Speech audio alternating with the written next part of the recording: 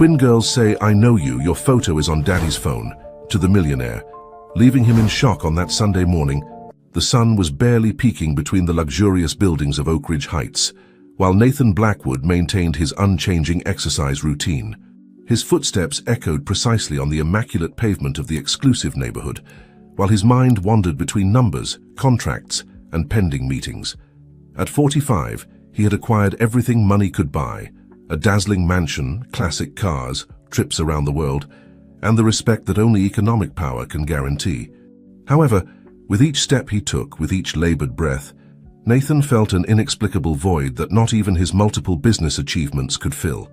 His firm footsteps marked the rhythm of a perfectly structured life, but one devoid of true meaning. The sweat that ran down his forehead was not only the product of exercise, but also of the invisible weight of a loneliness that had become his only constant companion. The streets of the neighborhood were slowly awakening, with some neighbors walking their pedigree dogs and housekeepers starting their Sunday chores. Nathan knew every corner of this privileged area, every house, every perfectly manicured tree. It was his territory, a space where he felt safe and in control, or at least that's what he believed until that moment. Fate, however, had other plans for this seemingly ordinary morning. As he turned a familiar corner, two childish laughs interrupted the monotonous rhythm of his thoughts. They were crystalline laughs, pure, the kind he hadn't heard in a long time in his world of serious adults and calculated conversations. "Look, look, isn't that him?" A girl's high-pitched voice cut through the morning air like an unexpected bell. Nathan slowed his pace, more by instinct than curiosity. In front of him, two identical small figures observed him with a mixture of amazement and joy. They were two girls, twins to be exact, no more than 8 years old, with large brown eyes and black hair, tied back in perfectly symmetrical ponytails. "I know you!" exclaimed one of them, taking a step forward with the confidence that only childlike innocence allows. "Your photo is on Daddy's phone." The statement hit him like a blast of icy wind. Nathan stopped completely, studying the faces of the little ones with greater attention. There was something familiar about their features, something that stirred memories buried under years of absence and silence. "Yes, yes," confirmed the other twin, also approaching. "Daddy has a photo of you, but it's from a long time ago. Now you have more gray hair," she added with the brutal honesty characteristic of children. Nathan felt the world around him momentarily fade. Who were these girls? Why did their father have a photo of him? The questions crowded his mind as he observed the little ones who looked at him with a mixture of curiosity and expectation. "What's your father's name?" he finally asked, with a voice that tried to maintain composure. "Jack," they answered in unison, as if they had rehearsed the response. "Jack Blackwood." The name fell on Nathan like an invisible weight. Jack, his brother. The brother he had distanced himself from so many years ago, for reasons that now, faced with these two little ones, seemed insignificant and vague. "We're Emma and Olivia," continued one of the twins, pointing first to her sister and then to herself. "We live near here, well, not as close as the big houses, but we can walk." Nathan observed the direction the little one pointed. It was towards the opposite side of Oak Ridge Heights, where mansions gave way to more modest houses and less perfect streets. Without thinking twice, and moved by a force he couldn't explain, Nathan found himself following the twins, who now jumped and ran in front of him, as if they had been waiting for this moment all their life. With each step he took after the girls, Nathan felt he was moving away from his comfort zone, from his perfectly ordered and predictable world. The streets became narrower, the sidewalks less cared for, and the buildings lost their luster of opulence. But there was something in the air, in the way the twins guided him with absolute confidence, that prevented him from turning around and returning to his usual routine. Emma and Olivia chattered endlessly as they walked, sharing fragments of their daily life with the naturalness of those who know no social barriers or prejudices. They talked about their school, their friends, their favorite games, and occasionally turned to make sure Nathan was still behind them, as if fearing he might disappear at any moment. Nathan's heart beat faster and faster, and it wasn't because of the exercise. Each step brought him closer to an encounter he had avoided for years, to a part of his life he had decided to ignore in his rise to business success. The twins, oblivious to his inner turmoil, continued guiding him through a maze of increasingly modest streets, until they finally stopped in front of a small but well-maintained house. "We're here," they announced proudly, while Nathan contemplated the simple but dignified facade of what appeared to be his brother's home. A home that, unbeknownst to him, was about to change the course of his life forever. The silence that followed the sound of the doorbell seemed eternal.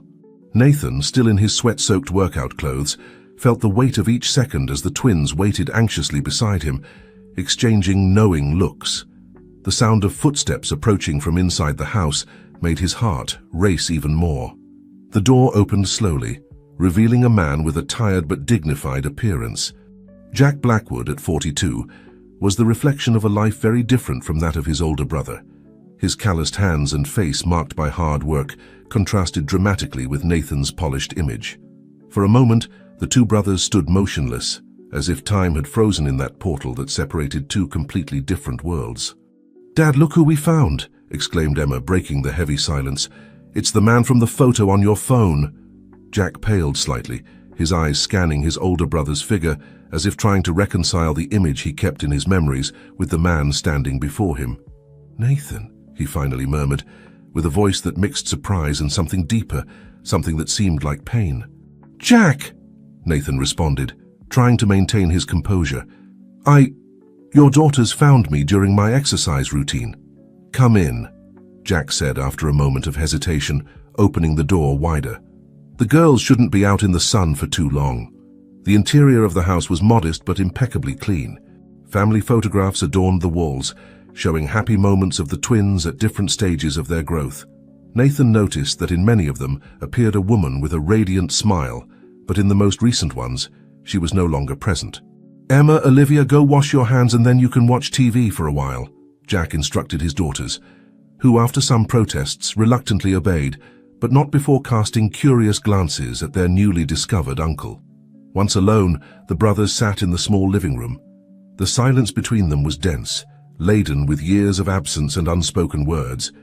Nathan observed how his younger brother moved with some discomfort in his own home, as if the successful businessman's presence had altered the balance of his world.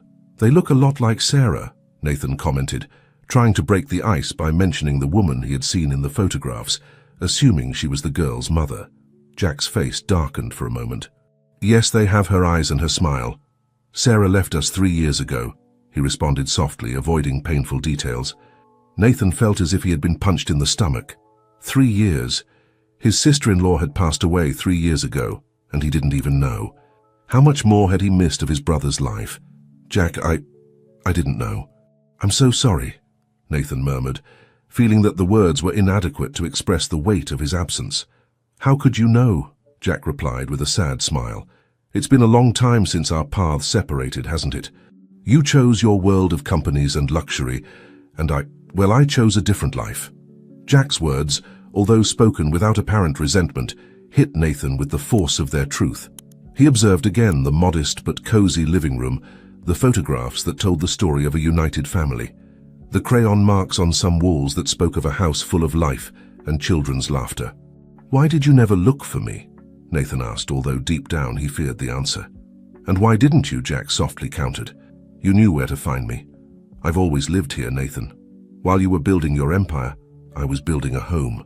The sound of children's laughter came from the adjacent room, reminding them of the twins' presence. Nathan realized that his nieces, without knowing it, had torn down the wall he himself had helped build between him and his brother. "Uncle Nathan," called Olivia, poking her head through the door, "are you going to stay and eat with us?" Before Nathan could respond, Emma appeared next to her sister. "Yes, stay." "Dad makes delicious spaghetti on Sundays." The brothers exchanged a glance, and for a moment Nathan saw in Jack's eyes the boy with whom he had shared so many adventures in their childhood before money and ambition separated them. "If your father agrees," Nathan responded, looking at Jack with a mixture of hope and regret. Jack observed his daughters, who looked at him with pleading eyes, and then his brother, who seemed more vulnerable than he had seen him in decades. "We always cook extra on Sundays," he finally said, with a hint of a smile. "Besides, it seems your nieces have many questions for you." The girls celebrated the response with small jumps of joy, while Nathan felt something inside him begin to thaw. This Sunday lunch, so different from his usual meals in luxury restaurants, promised to be the beginning of something new, something that perhaps could fill that void that all his money had failed to fill. The aroma of tomato sauce and fresh herbs filled the small kitchen as Jack moved skillfully between the stoves. Nathan, seated at the kitchen table with the twins, watched fascinated as his younger brother had developed skills he would never have imagined. The girls, for their part, didn't stop bombarding him with questions, each one more direct than the last. "Why had you never come before?" asked Emma, while drawing imaginary figures on the plastic tablecloth. "If you're Dad's brother, shouldn't you come often?" "That's right," added Olivia, leaning forward curiously. "At school, Sophia says her uncle comes every Sunday and brings her candy. Are you going to bring us candy too?" Nathan felt a pang of guilt as he searched for the right words. Jack, with his back to them, seemed to tense as he stirred the sauce, waiting for his brother's response. "Sometimes," Nathan began, carefully choosing his words, "adults make mistakes. We drift away from important people without realizing what we're losing. Like when I got mad at Emma and didn't talk to her for a whole day," interrupted Olivia, trying to understand from her childish perspective. "Something like that," Nathan smiled, grateful for the simplicity with which the girls saw the world. "But adults can be more stubborn and let much more time pass." Jack finally turned around, holding the pot of spaghetti. "The table is ready, girls. Go wash your hands again." As the twins ran to the bathroom, the brothers shared a meaningful look. "They don't have to understand everything now," Jack murmured, starting to serve the plates. "They're still young." Lunch proceeded in a strangely familiar atmosphere, as if the barriers built over years began to crumble between bites. Nathan couldn't remember the last time he had eaten something prepared with so much care. The spaghetti, although simple, had a flavor that no luxury restaurant could match. "This sauce," Nathan commented after his second plate, "reminds me of the one Mom used to make." "It's her recipe," Jack confirmed with a nostalgic smile. "Sarah learned it from her before she left us. Now I prepare it for the girls every Sunday." The twins, who had been unusually quiet while eating, exchanged glances before Emma dared to speak again. "Dad says Grandma was a great cook, but we didn't know her. Do you remember her, Uncle Nathan?" The innocent question caused a momentary silence at the table. Nathan looked at his brother, seeking approval before answering. Jack nodded slightly. "Our mother," Nathan began softly, "was an extraordinary woman. She worked very hard, but always found time to cook for us. Sundays were special, like today. She used to say that food tastes better when you share it with the people you love." "And why did you stop sharing with Dad?" Olivia asked directly, with that brutal, childlike honesty that disarmed any defense. Nathan felt the air escape from his lungs. Jack quickly intervened. "Girls, there are adult things that are complicated to explain. The important thing is that your uncle is here now, isn't it?" "Are you going to stay?" Clara insisted, her big eyes full of hope. Nathan looked around the table at these three people who, without intending to, were removing years of self-imposed loneliness. I'd like to be able to share more Sundays like this if you want." "Yes," exclaimed the twins in unison, provoking an involuntary smile on both brothers. "In fact," Nathan continued, surprising himself, "I was wondering if you'd like to come to my house next weekend. I have a pool and—" "A pool?" interrupted the girls, their eyes shining with excitement. Jack coughed slightly, uncomfortable. "Nathan, it's not necessary to—" "Please, Dad," Olivia pleaded. "We've never been in a real pool." "Only if your father agrees," Nathan clarified, looking at his brother. "You could all come. There's plenty of space and—" "Please, Dad." Now it was Emma who was begging. "We promised to behave." Jack observed his daughters and then his brother. In Nathan's eyes he saw something he hadn't noticed before, a loneliness that begged to be filled, a genuine desire for reconnection. "We'll have to buy them swimsuits," he finally muttered, provoking cries of joy from the twins. As the girls celebrated and made plans, Nathan observed his brother gratefully. It was a small step, but it meant everything. The tomato sauce, the plastic tablecloth, the innocent questions from the girls, everything mixed into an experience that made his luxurious mansion suddenly seem empty and meaningless. "Thank you," he whispered to Jack as the girls cleared the plates, "for letting me in." Jack only nodded, but there was a glimmer of hope in his eyes. Perhaps, Nathan thought, it wasn't too late to rebuild what had been broken so long ago. The week passed with unusual slowness for Nathan. For the first time in years, executive meetings and financial reports seemed insignificant compared to the anticipation of the coming weekend. He found himself reorganizing his schedule, canceling commitments he previously considered immovable, all to ensure that the visit of his newly rediscovered family would be perfect. At the Oakridge Heights mansion, the service staff watched in bewilderment as their usually distant employer personally involved himself in every detail of the preparation. Nathan inspected the pool cleaning, ordered the purchase of snacks that might appeal to the girls, and even found himself checking the water temperature several times a day.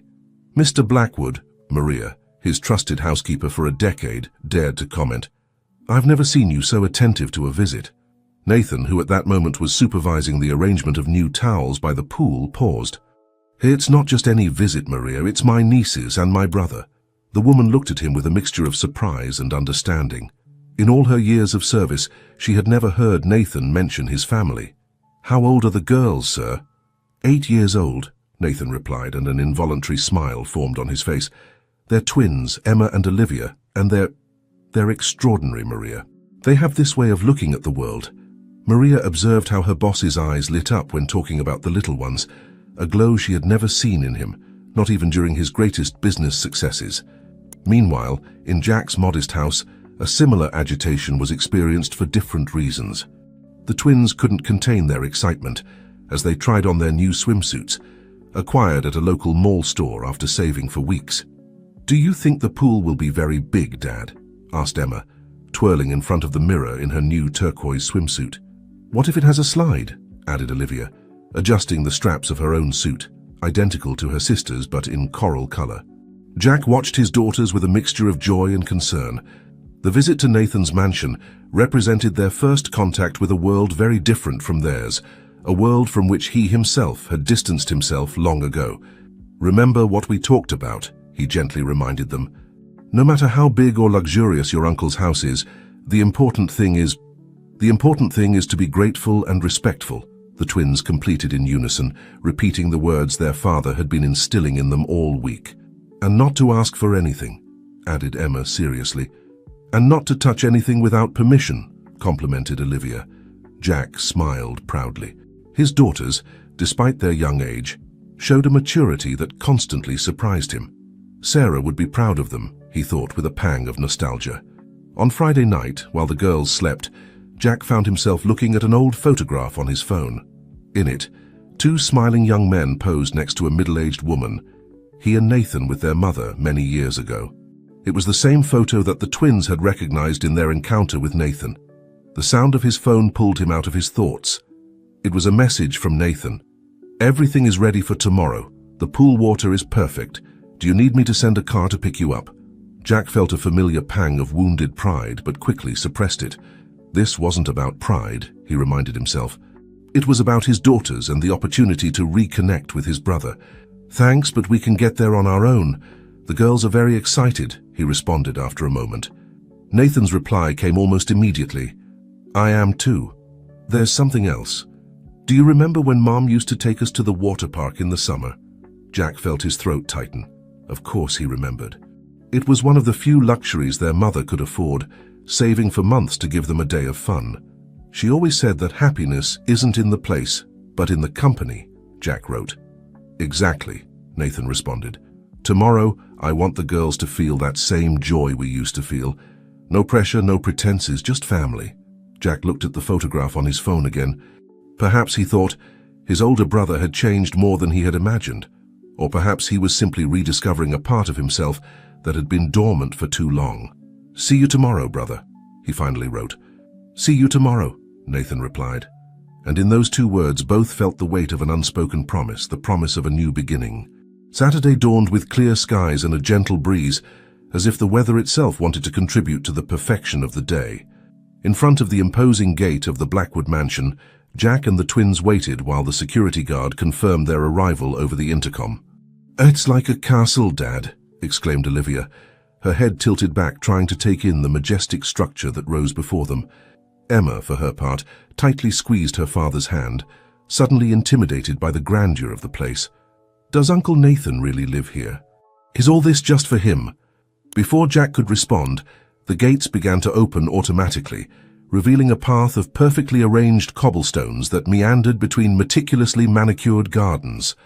Nathan was waiting for them at the main entrance, dressed casually but elegantly, a very different image from the man in workout clothes they had met the previous Sunday. "Welcome," exclaimed Nathan, descending the marble steps to greet them. His face lit up upon seeing the twins, who now alternated between shyness and curiosity.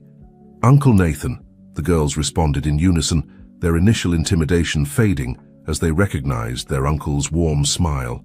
"The house is impressive," Jack commented, trying to maintain a neutral tone as he observed the magnificence that surrounded them. Every detail screamed luxury and power, from the columns at the entrance to the glass windows that reflected the morning sun. "It's too big for one person," Nathan admitted with a self-critical smile. "Come, I'll show you around." "Maria has prepared a special breakfast." The twins followed their uncle with hesitant steps, their small hands intertwined as they crossed the threshold of the mansion. The interior was even more impressive. High ceilings with crystal chandeliers, artwork on the walls, furniture that seemed taken from a decoration magazine. "Who cleans all this?" asked Emma with genuine curiosity, observing her reflection in the polished marble floor. Nathan laughed softly. "Maria and the rest of the staff take care of keeping everything in order. In fact, Maria has been very excited to meet you. She's in the kitchen preparing waffles." "Waffles?" Olivia's eyes lit up. "Like the ones we see on TV?" "Exactly like those," Nathan confirmed, guiding them towards the kitchen, with fresh strawberries, whipped cream, and real maple syrup. The kitchen, although spacious and equipped with state-of-the-art appliances, turned out to be the coziest space they had seen so far. Maria greeted them with a maternal smile and a delicious aroma of vanilla and melted butter that filled the air. "Good morning, little ones," Maria greeted warmly. "Who wants to be the first to try the waffles?" "Me," exclaimed the twins in unison, then looking at each other and laughing. Jack observed as his daughters settled at the kitchen island, their feet dangling from the high stools, while Maria served the freshly made waffles. The scene had something surreal about it. His little ones, accustomed to simple breakfasts in their modest kitchen, now sitting in this dream kitchen. "This is delicious," exclaimed Emma, with a whipped cream mustache above her upper lip. Nathan, leaning on the counter, observed the scene with a mixture of joy and nostalgia. "You know, Jack, this is the first time in years that I've heard children's laughter in this house."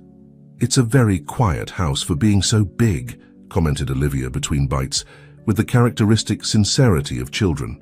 "You're right," Nathan admitted, sitting next to them. "That's why I'm so glad to have you here today." Meanwhile, Maria discreetly placed a cup of coffee in front of Jack, prepared exactly as Nathan had indicated his brother liked it, black with a touch of cinnamon, just as he used to take it when they were young. "You still remember?" Jack murmured, surprised by the detail. "There are many things I remember, brother," Nathan responded quietly. "More than you think." Breakfast proceeded amid laughter and animated conversations, with the twins asking questions about every object they saw in the kitchen. Maria, delighted with the little ones, patiently answered each question while continuing to prepare more waffles. "And the pool, Uncle Nathan?" Emma finally asked after her second waffle. "Can we see it?" "Of course," Nathan smiled. "But first we should wait a bit after eating. How about I show you the rest of the house in the meantime?" "Yes!" exclaimed the girls, jumping from their seats with renewed energy. As they toured the mansion, each new room elicited exclamations of wonder from the twins. The private movie theater, the two-story library, the game room that Nathan had specially prepared for them. Each space revealed not only his material wealth, but also the care with which he had prepared everything for their visit. "Uncle Nathan," Olivia suddenly asked, stopping in front of a wall full of photographs, "why aren't there any photos of children here?" "In our house, Dad has photos of us everywhere." The innocent question caused a momentary silence. Nathan looked at his brother before answering. "Well, maybe it's time to change that. What do you say if we take lots of photos together today?" "Yes," the girls responded enthusiastically. "And we could put up some old photos too," Nathan added, looking meaningfully at Jack. "I have some albums stored from when we were kids. You and Dad when you were little." Clara's eyes opened with curiosity. "Can we see them?" "After the pool," Nathan promised. "Now, who wants to see the backyard?" As the twins ran towards the door leading to the garden, Jack approached his brother. You've thought of everything, haven't you? I want to do it right this time, Nathan responded sincerely. They have made me realize all that I've been missing. The sound of the girls' laughter floated from the garden, calling them to join them in this new adventure that was just beginning. The pool was a mirror of crystalline water that reflected the blue sky of that perfect morning. The twins, already in their new swimsuits, stood at the edge holding hands, contemplating with amazement the expanse of turquoise water in front of them. "Is it very deep?" asked Emma, unconsciously squeezing her sister's hand. "It has different depths," Nathan explained, who had changed into a sporty swimsuit. "This part," he pointed to the nearest area, "is the shallow zone. You can touch the bottom without any problem." Jack, seated on one of the luxurious lounges, observed the scene attentively. He had insisted on not getting into the water, arguing that someone should keep watch, but the truth was that he felt out of place in this luxurious environment. "Come on, Dad," Olivia insisted. "The water looks delicious." "Yes, Dad," Nathan added with a knowing smile. "Or have you forgotten how to swim?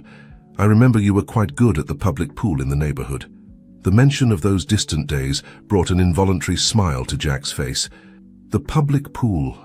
Mom used to take us every summer. 3 times a week, Nathan continued, while approaching the edge of the pool where the twins were still hesitating. "She said it was important for us to learn to swim. You never know when you'll need to save yourself or someone else, remember?" "Did Grandma teach you to swim?" asked Olivia, momentarily distracted from her nervousness. "No," Jack responded, finally standing up from the lounger. "She worked too hard to be able to teach us herself, but she saved for months to pay for swimming lessons." "She was an extraordinary woman," Nathan murmured, his voice tinged with nostalgia. Then, changing to a more cheerful tone, he addressed the twins. "What do you say if I show you some games your dad and I used to play in the pool?" The girls nodded enthusiastically, although they still didn't dare to enter. Nathan got into the water first, demonstrating that it was indeed safe. "Come on, the water is perfect." Olivia was the first to venture, sitting on the edge and slowly putting her feet in. Emma followed her immediately, as she always did when her sister took the initiative. "It's warm," exclaimed Olivia in surprise. "It has a heating system," Nathan explained, "so we can use it all year round." Jack, who had finally approached the edge, couldn't help but think of the contrast with that public pool of their childhood, where the water was always cold and sometimes too chlorinated. However, the laughter was the same. Little by little, the twins gained confidence in the water. Nathan taught them to float on their backs, gently supporting their small backs, while they looked at the sky with a wondrous expression. "Mom used to say that swimming is like flying in the water," Emma commented suddenly while floating. A momentary silence fell over the pool. It was the first time the girls had spontaneously mentioned Sarah during the visit. "Sarah loved to swim," Jack said softly, finally entering the water. "She was a swimming instructor for a while, did you know?" "Really?" the twins asked in unison, straightening up in the water. "That's how we met," Jack continued, approaching his daughters. "I was working on maintenance at the pool where she gave lessons." Nathan observed the interaction with a mixture of fascination and sadness. There was so much he didn't know about his brother's life, so many important moments he had missed. "And why did she stop giving lessons?" asked Olivia. "Because you two arrived," Jack responded with a tender smile. "She decided to dedicate herself fully to being a mom. She was an exceptional woman," Nathan intervened, although he had never had the opportunity to really know her. "It shows in how wonderful you two are." The twins smiled at the compliment, but their eyes reflected a shadow of sadness that no child should know so early in life. "You know what game we loved when we were kids?" Nathan asked, trying to lift the mood. "It was called the Sunken Treasure. I brought some special coins we can search for at the bottom of the shallow part." "I want to try," exclaimed Emma, the sadness momentarily forgotten. "Me too," added Olivia. As Nathan organized the game, Jack observed him with a new perspective. His older brother, the successful businessman, was there in the water, teaching his daughters the same games that had brightened their own childhood. Perhaps, he thought, money and success hadn't changed Nathan as much as he had believed. Laughter and shouts of joy filled the morning air, mingling with the sound of water and memories of a past that was slowly beginning to heal. After nearly 2 hours of water games, the group found themselves on the covered terrace, wrapped in soft, fluffy towels that Maria had provided. The afternoon sun was beginning to warm up more intensely, and the aroma of lunch being prepared in the kitchen wafted over to them. "Can we see the old photos now, Uncle Nathan?" Emma asked while drying her hair with the towel. Nathan exchanged a glance with Jack before responding. "Of course, in fact, I have the albums right here." He got up and went to a nearby cabinet, from which he extracted several carefully preserved photo albums. "I can't believe you kept them," Jack murmured, recognizing the worn covers of the family albums. "It was the only thing I took from the house when—" Nathan paused, aware of the attentive little ears surrounding them. "When I decided to move out." The twins ran over excitedly as their uncle opened the first album. The first photograph showed two smiling boys, about 8 and 5 years old, next to a woman with a tired but loving expression. "Look, Olivia," Emma exclaimed. "It's Dad when he was a kid. And that's your Uncle Nathan," Jack added, pointing to the older boy. "This photo was taken in the park near our house. Do you see the lady? That's your grandmother Mary." The girls observed the image of their grandmother with fascination, looking for some resemblance to themselves in her features. "She has your smile, Emma," Nathan observed softly. "And your eyes, Olivia." "Why does she look so tired?" Olivia asked, noticing the dark circles under her grandmother's eyes. The brothers shared a meaningful look. "Your grandmother worked very hard," Jack explained. "She had 2 jobs to support us." "And Grandpa?" Emma asked innocently. A tense silence fell over the group. Nathan quickly turned the page of the album, revealing more photographs of the brothers at different stages of their childhood. "Look at this one," he said, pointing to an image where they both appeared in new school uniforms. "It was our first day of school after Mom got a better job." The twins, instinctively perceiving that it was better not to insist on the subject of their grandfather, focused on the new photographs. "Dad wore glasses," Olivia laughed, pointing to a photo where Jack, about 12 years old, was wearing thick glasses. "I lost them in a fight," Jack remembered. "Nathan got in trouble for defending me that day." "You used to fight, Uncle Nathan?" Emma asked, surprised. "Only when necessary," Nathan responded, his voice soft but firm. "Like when someone messed with my little brother." Jack gently touched a photograph where the 3 of them, he, Nathan, and their mother, appeared at what seemed to be a graduation. "This was your last day of high school, wasn't it?" Nathan nodded. "Mom had saved for months to buy me that suit. And 2 weeks later, you got the college scholarship," Jack added. "The scholarship that changed everything," Nathan murmured, more to himself than to the others.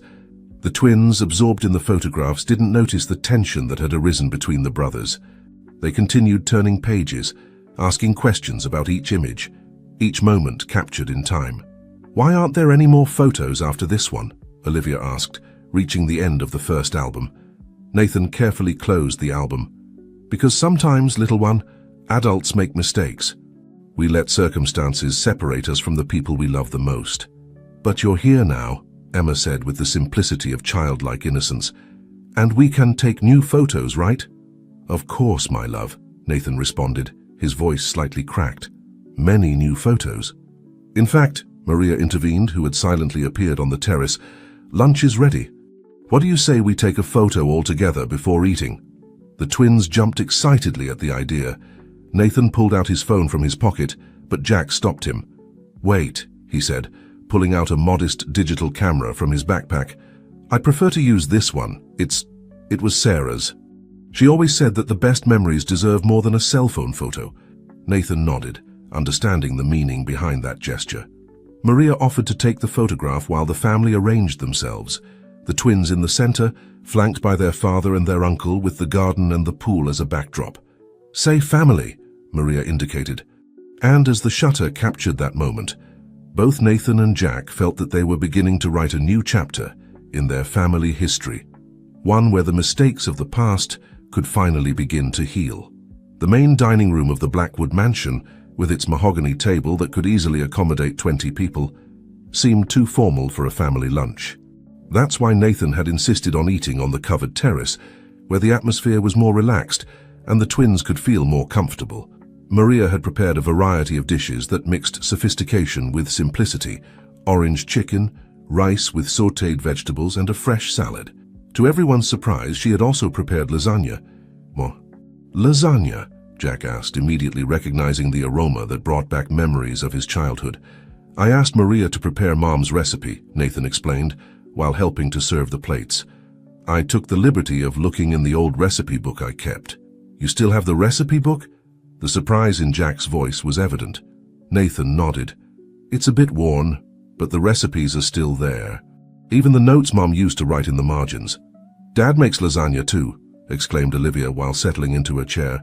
But his is different. Because that's how your mom liked it, Jack explained softly. Sarah preferred a different sauce. A contemplative silence fell over the table as everyone began to eat. The twins, however, were quick to break it with their natural curiosity. Uncle Nathan, Emma began after trying a bite, why do you have such a big house if you live alone? The innocent question almost made Nathan choke on his drink. Jack tried to intervene, but his brother stopped him with a gesture. That's a good question, Nathan responded after a moment. I guess for a long time I thought having a big, luxurious house was a sign of success. But the truth is, he paused, searching for the right words. Sometimes big houses can be the loneliest places in the world. Is that why you never visited us before? Olivia asked, with that direct childlike honesty that disarmed any defense. The brothers exchanged a tense look. Maria, sensing the delicacy of the moment, discreetly excused herself to go prepare dessert. No, my love, Nathan responded gently. I didn't visit before because I made mistakes. Mistakes that I'm now trying to correct. What kind of mistakes? Emma insisted. The kind of mistakes adults make when they're too proud, Jack intervened, surprising Nathan. When they let money and success become more important than family. But also when they let pride prevent them from asking for help, Nathan added, looking directly at his brother. The twins observed the exchange attentively, their young minds trying to process the complexities of adult relationships. Like when Emma and I fought over the last chocolate, and then neither of us wanted to apologize, Olivia asked, trying to understand. An involuntary smile appeared on both brothers' faces. Something like that, Nathan responded. But adults can be much more stubborn than you. And sometimes, Jack continued, we let years pass before admitting our mistakes. But you're here now, Emma said, addressing her uncle. And we can eat lasagna together. And swim in the pool, Olivia added. And look at old photos. And take new photos. The simplicity with which the girls viewed the reconciliation made something stir in Nathan's heart. You're right, he said, looking at his brother. Sometimes we need someone to remind us of what's truly important. Sarah used to say something similar, Jack commented, absently stirring his food. She said that life is too short to let pride rob us of the moments we could share with the people we love. She was a wise woman, Nathan murmured. I wish I had known her better. She would have liked that too, Jack responded, and for the first time in years, Nathan could see in his brother's eyes not reproach but a genuine sadness for the time lost. Maria returned at that moment with a chocolate cake that made the twins' eyes light up, breaking the tension of the moment. As she served the portions, Nathan noticed how the afternoon light bathed the scene in a golden glow, as if the universe itself wanted to underscore the importance of this moment of reconciliation. The girls' laughter, the aroma of the lasagna, the shared memories. Everything mixed into a symphony of healing that was just beginning. After lunch, while Maria cleared the plates, the twins convinced Nathan to show them the rest of the mansion they hadn't yet explored. Jack followed them at a prudent distance, observing how his older brother interacted with his daughters with a naturalness that surprised him. What's behind that door, Uncle Nathan? Emma asked, pointing to an elegant dark wood door at the end of a hallway on the second floor. Nathan hesitated for a moment. It's my study, where I work when I'm at home. Can we see it? Olivia's eyes sparkled with curiosity. I don't think that's a good idea, Jack intervened, noticing his brother's hesitation. There must be important documents. No, it's okay, Nathan interrupted, pulling a key from his pocket. In fact, there's something there that perhaps you should see. The study was an impressive room with floor-to-ceiling bookshelves filled with books and folders. A mahogany desk dominated the center of the room, and behind it, a series of framed photographs decorated the wall. Look, Dad, Emma exclaimed, running towards one of the photographs. It's Grandma. Jack approached, surprised. Indeed, on the wall of Nathan's study, among photographs of important corporate events and handshakes with powerful people, there was a portrait of their mother, smiling with that mixture of weariness and determination that always characterized her. It's on my desk too, Nathan said softly, opening one of the drawers and taking out a smaller frame. In this photo, Mary Blackwood appeared younger, holding two small children in her arms. "Why did you never tell us about Grandma, Dad?" Olivia asked, while examining the photograph carefully. "Because sometimes," Jack responded with a trembling voice, "even happy memories can hurt." The twins continued exploring the study with childlike curiosity, while the brothers remained silent, each lost in their own thoughts. Suddenly, a cry of excitement startled them. "Look what I found," Emma exclaimed, pointing to something on one of the lower shelves. It was an old metal box, decorated with faded stickers and small dents that spoke of years of use. Nathan recognized it immediately, and by the expression on Jack's face, he did too. "The treasure box," Jack murmured, approaching. "I can't believe you still have it," he added as Nathan carefully took the box. "What is it?" the twins asked in unison. Nathan placed the box on his desk and opened it carefully. Inside was an eclectic collection of objects, marbles of different colors, some old baseball cards, a worn-out yo-yo, and several carefully folded yellowed papers. "This was our treasure box," Nathan explained. "So your dad and I used to keep all the things we considered important when we were kids here. Like this," Jack said, pulling out one of the folded papers. It was a childish drawing of two boys and a woman, with the words, "My family," written in shaky handwriting. "You drew it," Nathan remembered. "The day Mum got her second job. You said you wanted her to see it when she came home tired, to remember why she worked so hard." The twins observed the drawing with fascination, while Jack continued pulling objects out of the box. A small trophy from a school math competition that Nathan had won, a sports medal that Jack had received in elementary school, an envelope with the logo of the university that had changed their lives. "Why did you keep all this, Uncle?" Olivia asked, carefully holding an old instant photograph where the brothers appeared smiling next to a birthday cake. Nathan looked at his brother before answering, "Because sometimes when the present becomes too lonely, we need to remember where we come from, who we were before life separated us, and who we can become again," Jack added softly. Emma pulled something else out of the box, a yellowed newspaper clipping. "What's this?" Nathan took the clipping with trembling hands. It was an article about the inauguration of his first successful company. In the photograph, he appeared alone, dressed in an elegant suit cutting a red ribbon. "This was the day I thought I had achieved success," he said with a broken voice. "But look at me in the photo. I'm alone. I didn't invite Mom or Jack to the inauguration. I thought they wouldn't fit into this world I was building." A heavy silence fell over the room, interrupted only by the sound of paper being manipulated as the twins continued exploring the contents of the box. "But now we can take new photos," Emma said, repeating the words she had said before. "And everyone can be together in them. Like a real family," added Olivia. The brothers looked at each other, and at that moment, surrounded by the treasures of their childhood and the innocent wisdom of the twins, they felt that something was beginning to heal inside them. The discovery of the treasure box had stirred something deep within the Blackwood brothers. While the twins continued to explore its contents with childlike fascination, Nathan found himself observing his study with new eyes. The walls, covered with university degrees, business awards, and photographs of corporate events, now seemed strangely empty of true meaning. "Uncle Nathan," Emma called, holding another newspaper clipping, "why did you keep this sad news?" Jack quickly approached and took the clipping before Nathan could see it. It was their mother's obituary. The brothers exchanged a look laden with pain and guilt. "There are things the girls don't need to see right now," Jack murmured, carefully folding the paper. "You're right," Nathan responded, and then, addressing the twins with a forced smile, he added, "What do you say we go to the home theater? We can watch a movie and eat popcorn." "Yes," the girls exclaimed in unison, momentarily distracted from their family archaeological exploration. As they put the objects back in the box, Nathan noticed how his hands trembled slightly. Each photograph, each object, each piece of paper was a reminder of everything he had sacrificed in his pursuit of material success.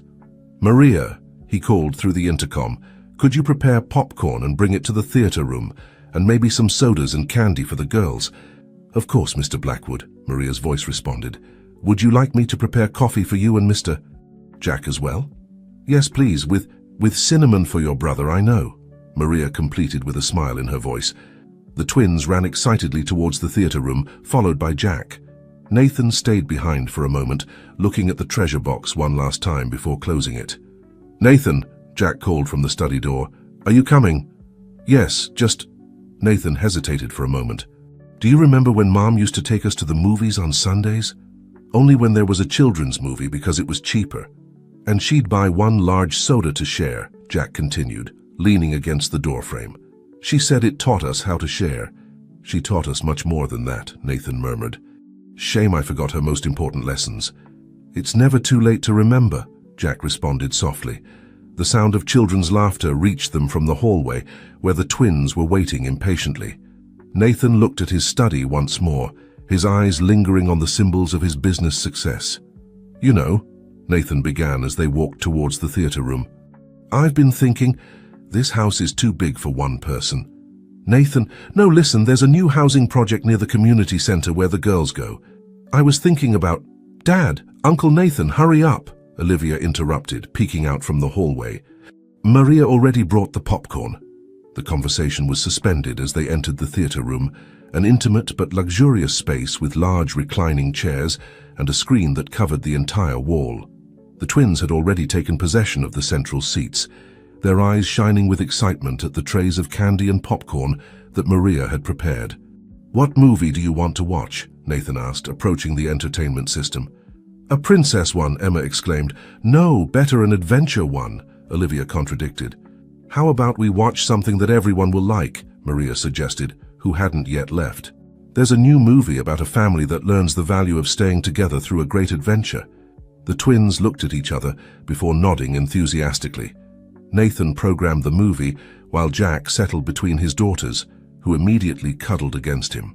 As the lights dimmed and the movie began, Nathan observed his brother and his nieces.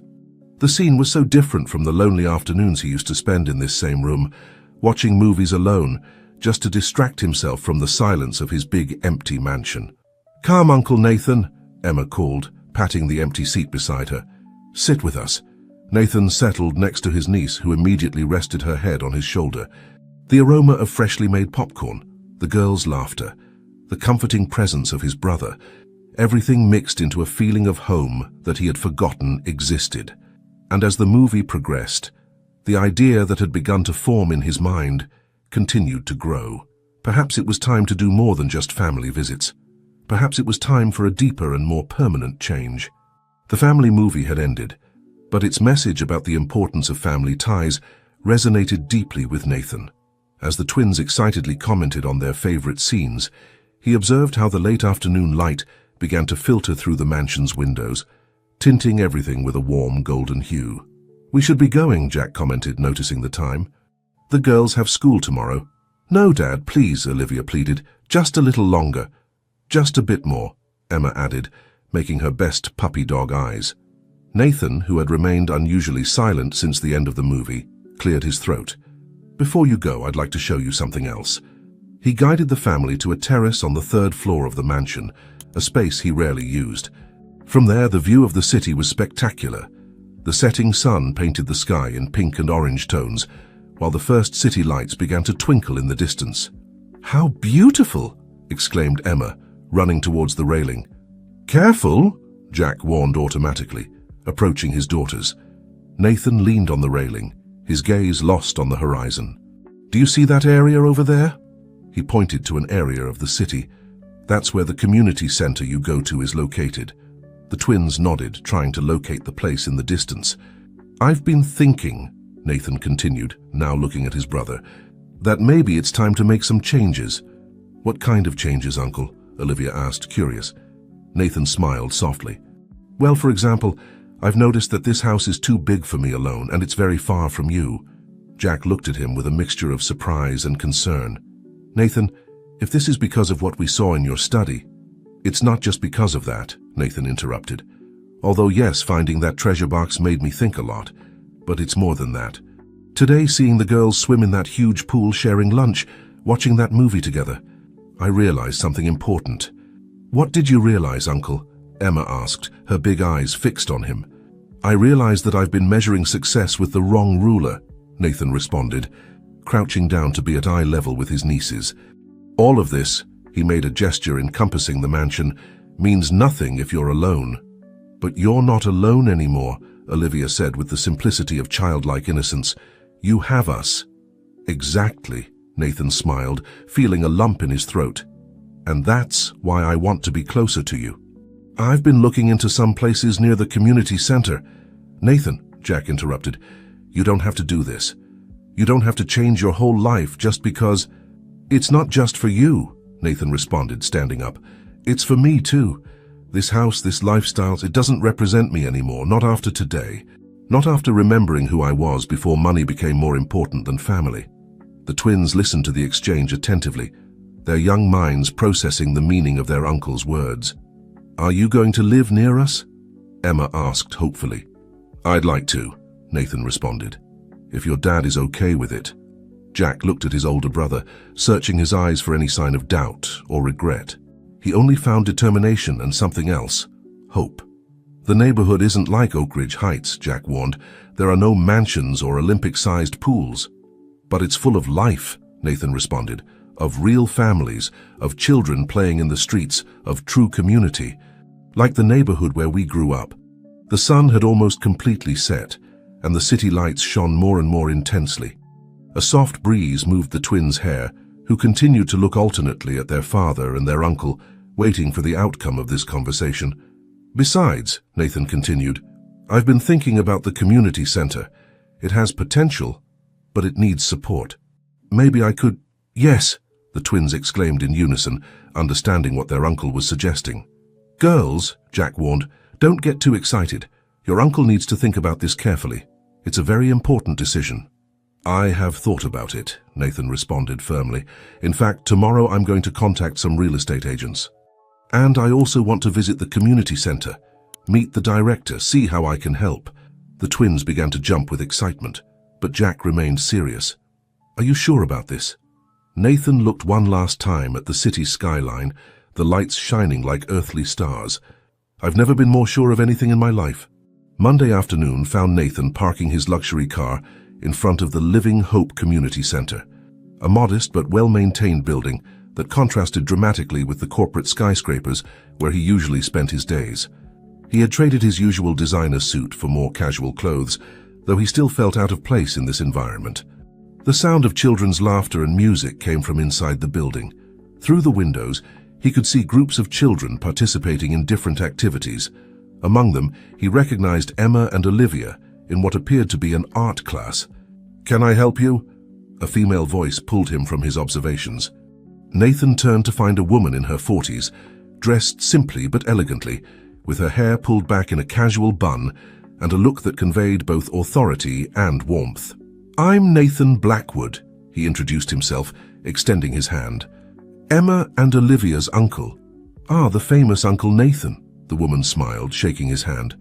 The girls haven't stopped talking about their weekend. I'm Rachel Henderson, the center's director. There was something about her direct way of speaking, in the firmness of her handshake, that immediately caught Nathan's attention. She didn't show the deference he was accustomed to when mentioning his name in business circles. I'd like to know more about the work you do here, Nathan explained. My nieces speak wonders of the center. The twins are extraordinary girls, Rachel responded, guiding him into the building. They've been part of our family since... She paused for a moment, choosing her words carefully. Since Jack needed extra support with their care. Nathan nodded, understanding the veiled reference to Sarah's loss. As they walked through the hallways, Rachel showed him the different areas. Classrooms where volunteers helped with school assignments, a small gym where dance and sports classes were taught, a modest but cozy library. All of this works thanks to donations and volunteer work, Rachel explained, stopping in front of the art room where the twins were painting intently. It's not much, but it's extraordinary, Nathan interrupted, observing how different groups of children participated in activities that clearly kept them off the streets and gave them a sense of purpose. Emma has a natural talent for art, Rachel commented, pointing to the twin who was currently mixing colors with surprising skill for her age. And Olivia is extraordinary in music. If we had more resources... What do you need? Nathan asked directly. Rachel looked at him with a mixture of surprise and caution. Mr. Blackwood, Nathan, please. Nathan, she corrected. We appreciate any help, but I wouldn't want you to feel obligated just because your niece is—" "It's not an obligation," he interrupted gently. "In fact, I'm considering moving to this neighborhood." The surprise on Rachel's face was evident. "Leave Oak Ridge Heights for this neighborhood?" "Life takes interesting turns," Nathan responded with a smile. "Besides, I'd like to get more involved in the community. Maybe I could help here, not just with money, but with time and experience." Rachel studied him for a moment, as if evaluating his sincerity. "Do you know anything about community programs?" "Absolutely nothing," Nathan admitted honestly. "But I know about administration, finances, and I have contacts that could be useful. And more importantly, I'm willing to learn." At that moment, Emma noticed his presence and ran towards them, her hands stained with paint. "Uncle Nathan, look what I'm painting." Olivia followed her immediately, and soon Nathan found himself being dragged towards the art room, where the twins proudly showed him their creations. Rachel observed the scene with interest. The businessman who had entered the center minutes before, with his air of barely disguised uncertainty, now smiled genuinely as the girls explained their paintings to him, not caring that his expensive shirt was in danger of getting stained with paint. "Classes end at 6, Rachel commented, approaching again. "If you want, we can discuss some ideas afterward. There's a modest but decent cafe around the corner." Nathan looked up from his niece's drawings, meeting Rachel's direct gaze. "I'd love to," he responded, and for the first time in a long time, he felt he was exactly where he needed to be. "But with one condition," Rachel added with a challenging smile. "No grandiose plans until you really understand how a community center works from the inside." "Sounds fair," Nathan nodded, as the twins continued showing him their artwork. "I'm here to learn." The Pete's Corner Cafe was a small but cozy establishment with checkered tablecloths and the persistent aroma of freshly brewed coffee. For Nathan, accustomed to luxury restaurants and executive boardrooms, it represented a refreshing change. Rachel guided him to a table by the window, from where they could see the busy street and the community center building. "Pete," Rachel called to the owner, an older man with a white apron. "The usual, please." "And for the gentleman?" Pete asked, looking curiously at the elegant visitor. "The same as her," Nathan responded, not knowing exactly what he was ordering. Rachel smiled. "Prepare yourself to try the best cinnamon coffee in the city, and Pete's tamales are legendary in the neighborhood." Tamales? Nathan couldn't remember the last time he had eaten something so common. "If you intend to become part of this community," Rachel commented, noticing his expression, "you'll have to get used to simple pleasures." The comment, although said lightly, carried a significant weight that didn't go unnoticed by Nathan. "About that," he began, "I want you to know that my intentions are serious. It's not a whim or a way to alleviate guilt for the years I was absent from my brother's life."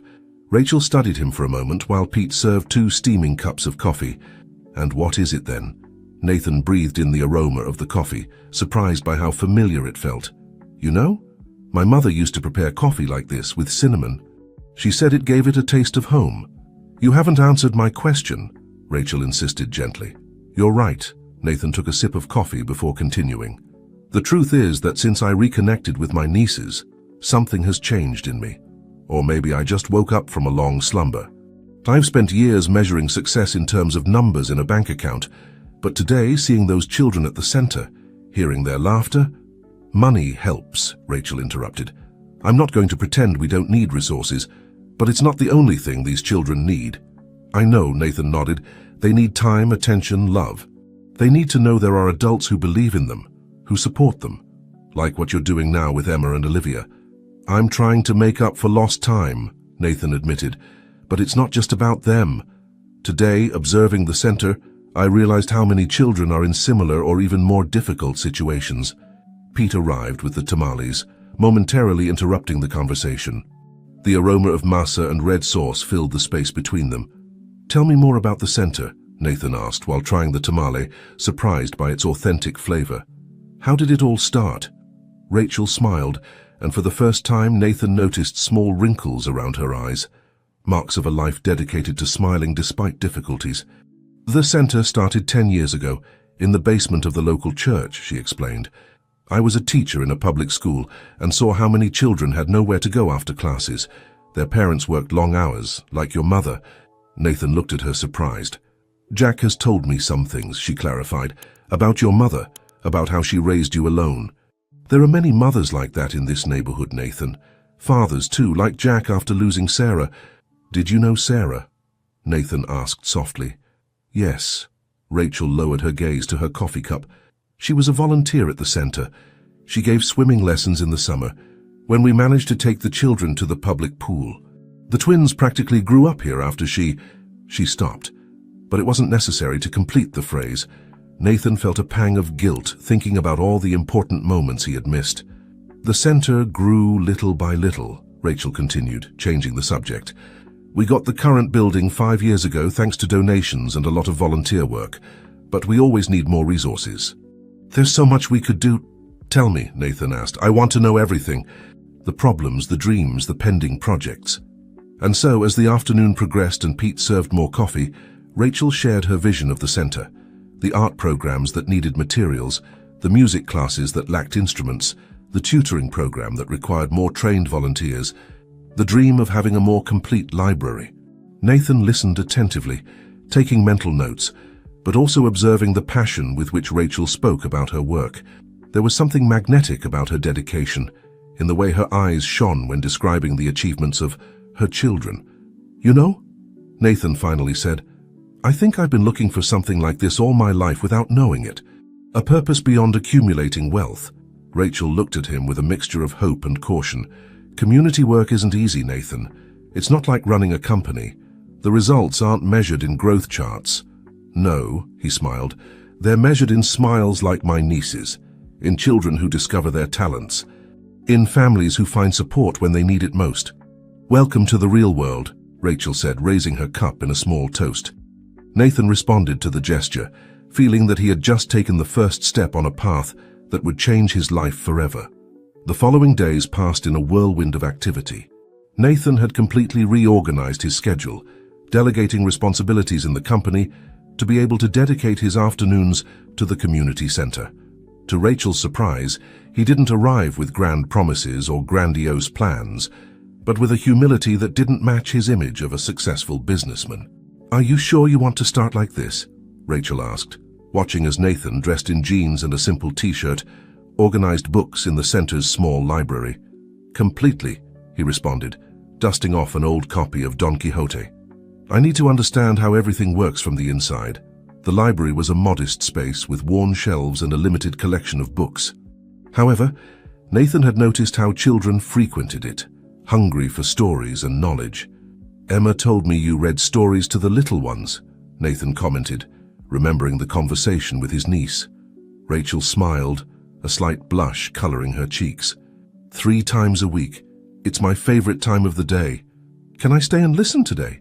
The question took Rachel by surprise. Does businessman Nathan Blackwood want to sit on the floor with a group of 5-year-olds?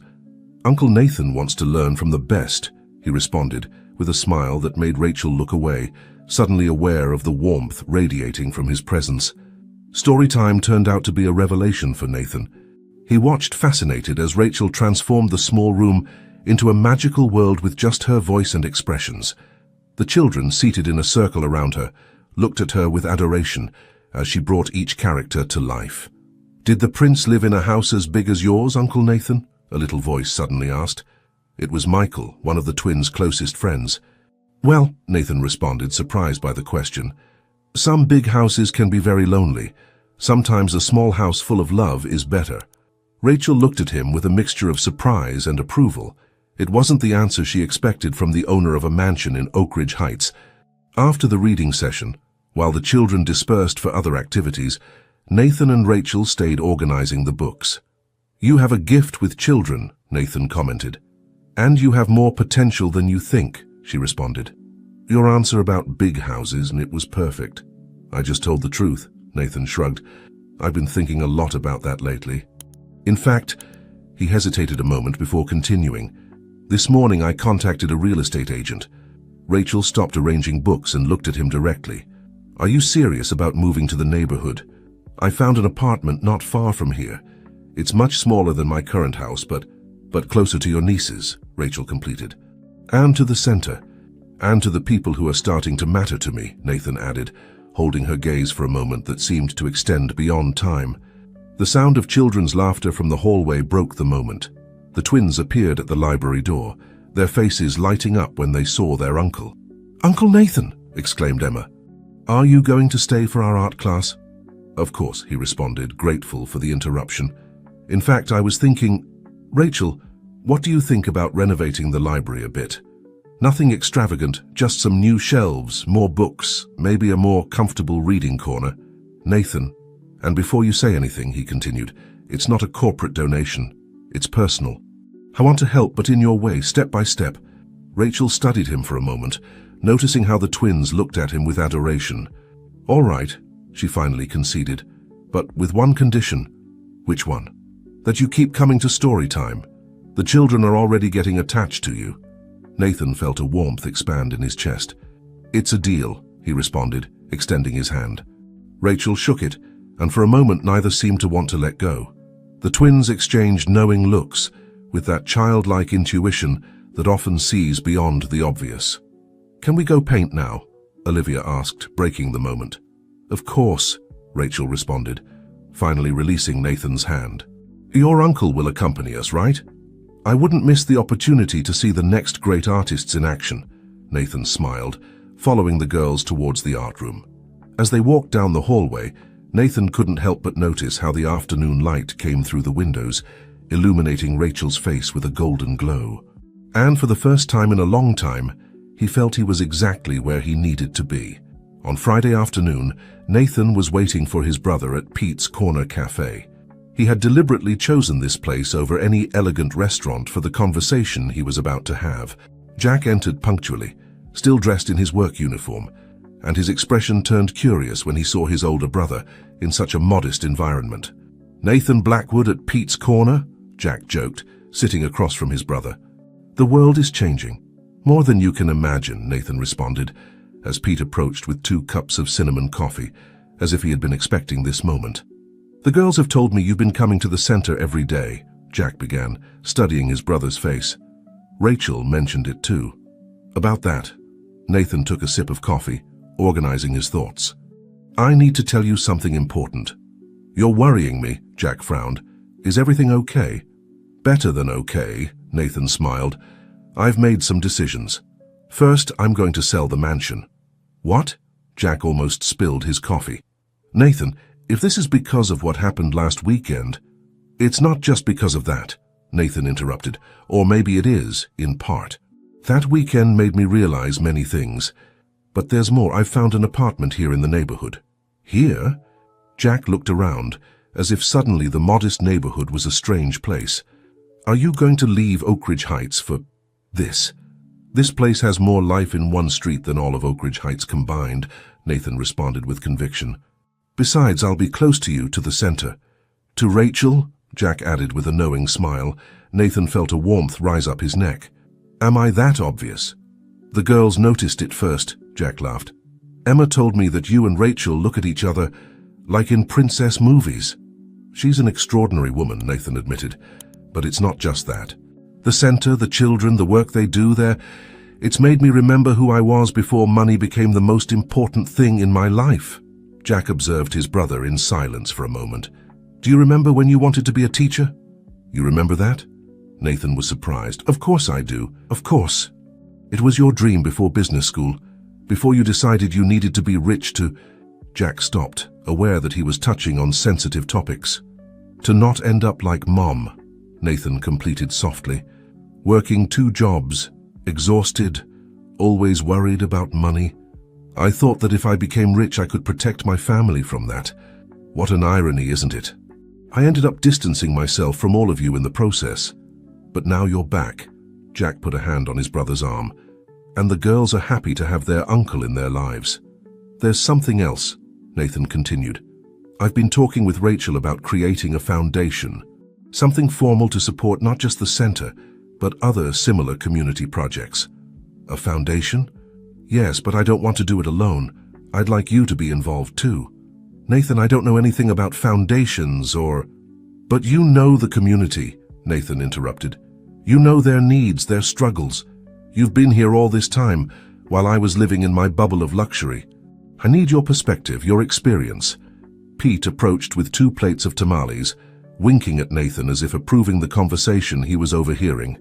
"Are you sure about this?" Jack asked after a moment. "It's a very big change. I've never been more sure of anything in my life," Nathan responded. "The other day, during story time at the center, one of the children asked me about living in a big house. And you know what? For the first time, I could see my life from the outside, see how empty it really was." "Rachel told me about that," Jack smiled. "She said your answer surprised everyone." "Rachel tells you many things, huh?" Nathan joked. "She's a good friend," Jack responded seriously. "She's been with us in very difficult times. After Sarah, I don't know what I would have done without her support." Nathan felt a pang of guilt. "I should have been there." "You're here now," Jack squeezed his brother's arm. "And if Rachel has managed to make the great Nathan Blackwood want to live in a normal apartment and eat tamales instead of caviar, she must be something special." "She is," Nathan murmured, an involuntary smile forming on his lips. "All of this is. The center, the children, the community. It's as if I've finally found my place." "Welcome home, brother," Jack said, raising his coffee cup in a toast. "Welcome to real life." The community center's library looked different that Saturday afternoon. The old shelves had been removed, and the empty space promised a transformation. Nathan had insisted on personally participating in the renovation, and now he was there in jeans and an old t-shirt, working alongside a small group of volunteers. "I still can't believe that businessman Nathan Blackwood is painting walls," Rachel commented, entering with 2 cups of coffee. "Your company's board of directors would have a fit if they saw you like this." "Probably," Nathan laughed, putting down the brush to accept the coffee. "But you know what? I've never felt more useful." The space was beginning to take shape, the newly painted walls in warm tones, the new wooden shelves waiting to be installed, and in a corner, several boxes with carefully selected new books. "The twins are excited about the reading corner they designed," Rachel commented, pointing to a space where they would install colorful cushions and a soft rug. "Emma and Olivia have a natural talent for this," Nathan responded proudly, "though I think they're more excited about being able to inaugurate the space at the next story time." Rachel approached one of the book boxes, running her fingers over the new spines. "These aren't just children's books." "No," Nathan confirmed. "There's educational material, reference books, literature. I want this space to serve everyone. Children, teenagers, adults who want to keep learning. Like you," Rachel pointed out softly. Nathan looked at her, noticing how the afternoon light coming through the window illuminated her profile. "I have a lot to learn," he admitted, "about the community, about what really matters." "You're doing a good job," Rachel approached, leaning against the freshly painted wall.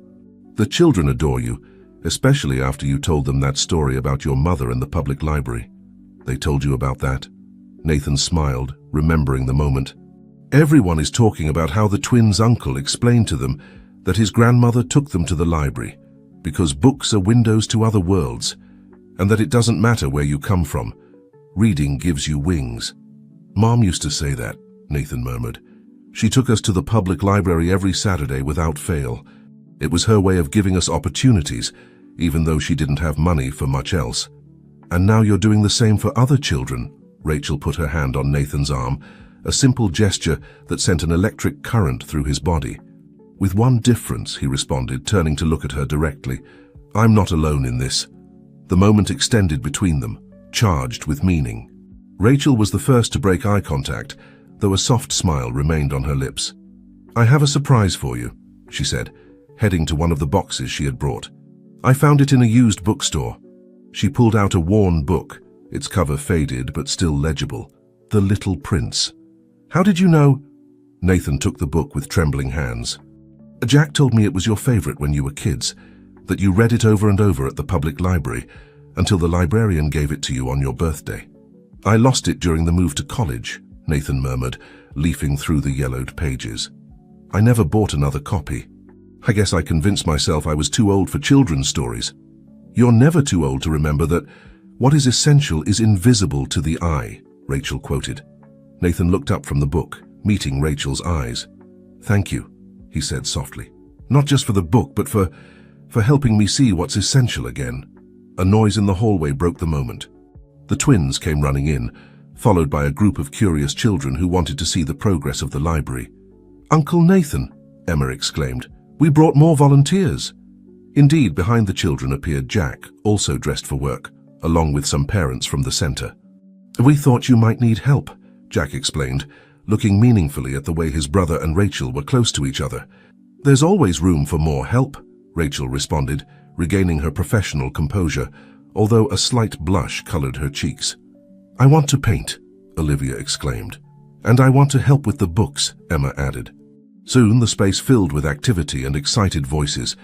Nathan observed how the community naturally came together to create something beautiful, something that would benefit everyone. Rachel organized the volunteers efficiently, assigning tasks and ensuring that even the smallest ones had something to do. And as he held the little prince in his hands, Nathan understood that he had found much more than a community project. He had found a new purpose, a new family, and perhaps something more that he didn't yet dare to name, but that made his heart beat with renewed hope. The afternoon of the renovated library's inauguration arrived with a mixture of anticipation and nervousness. Nathan had insisted that it be a community event, not a formal ceremony.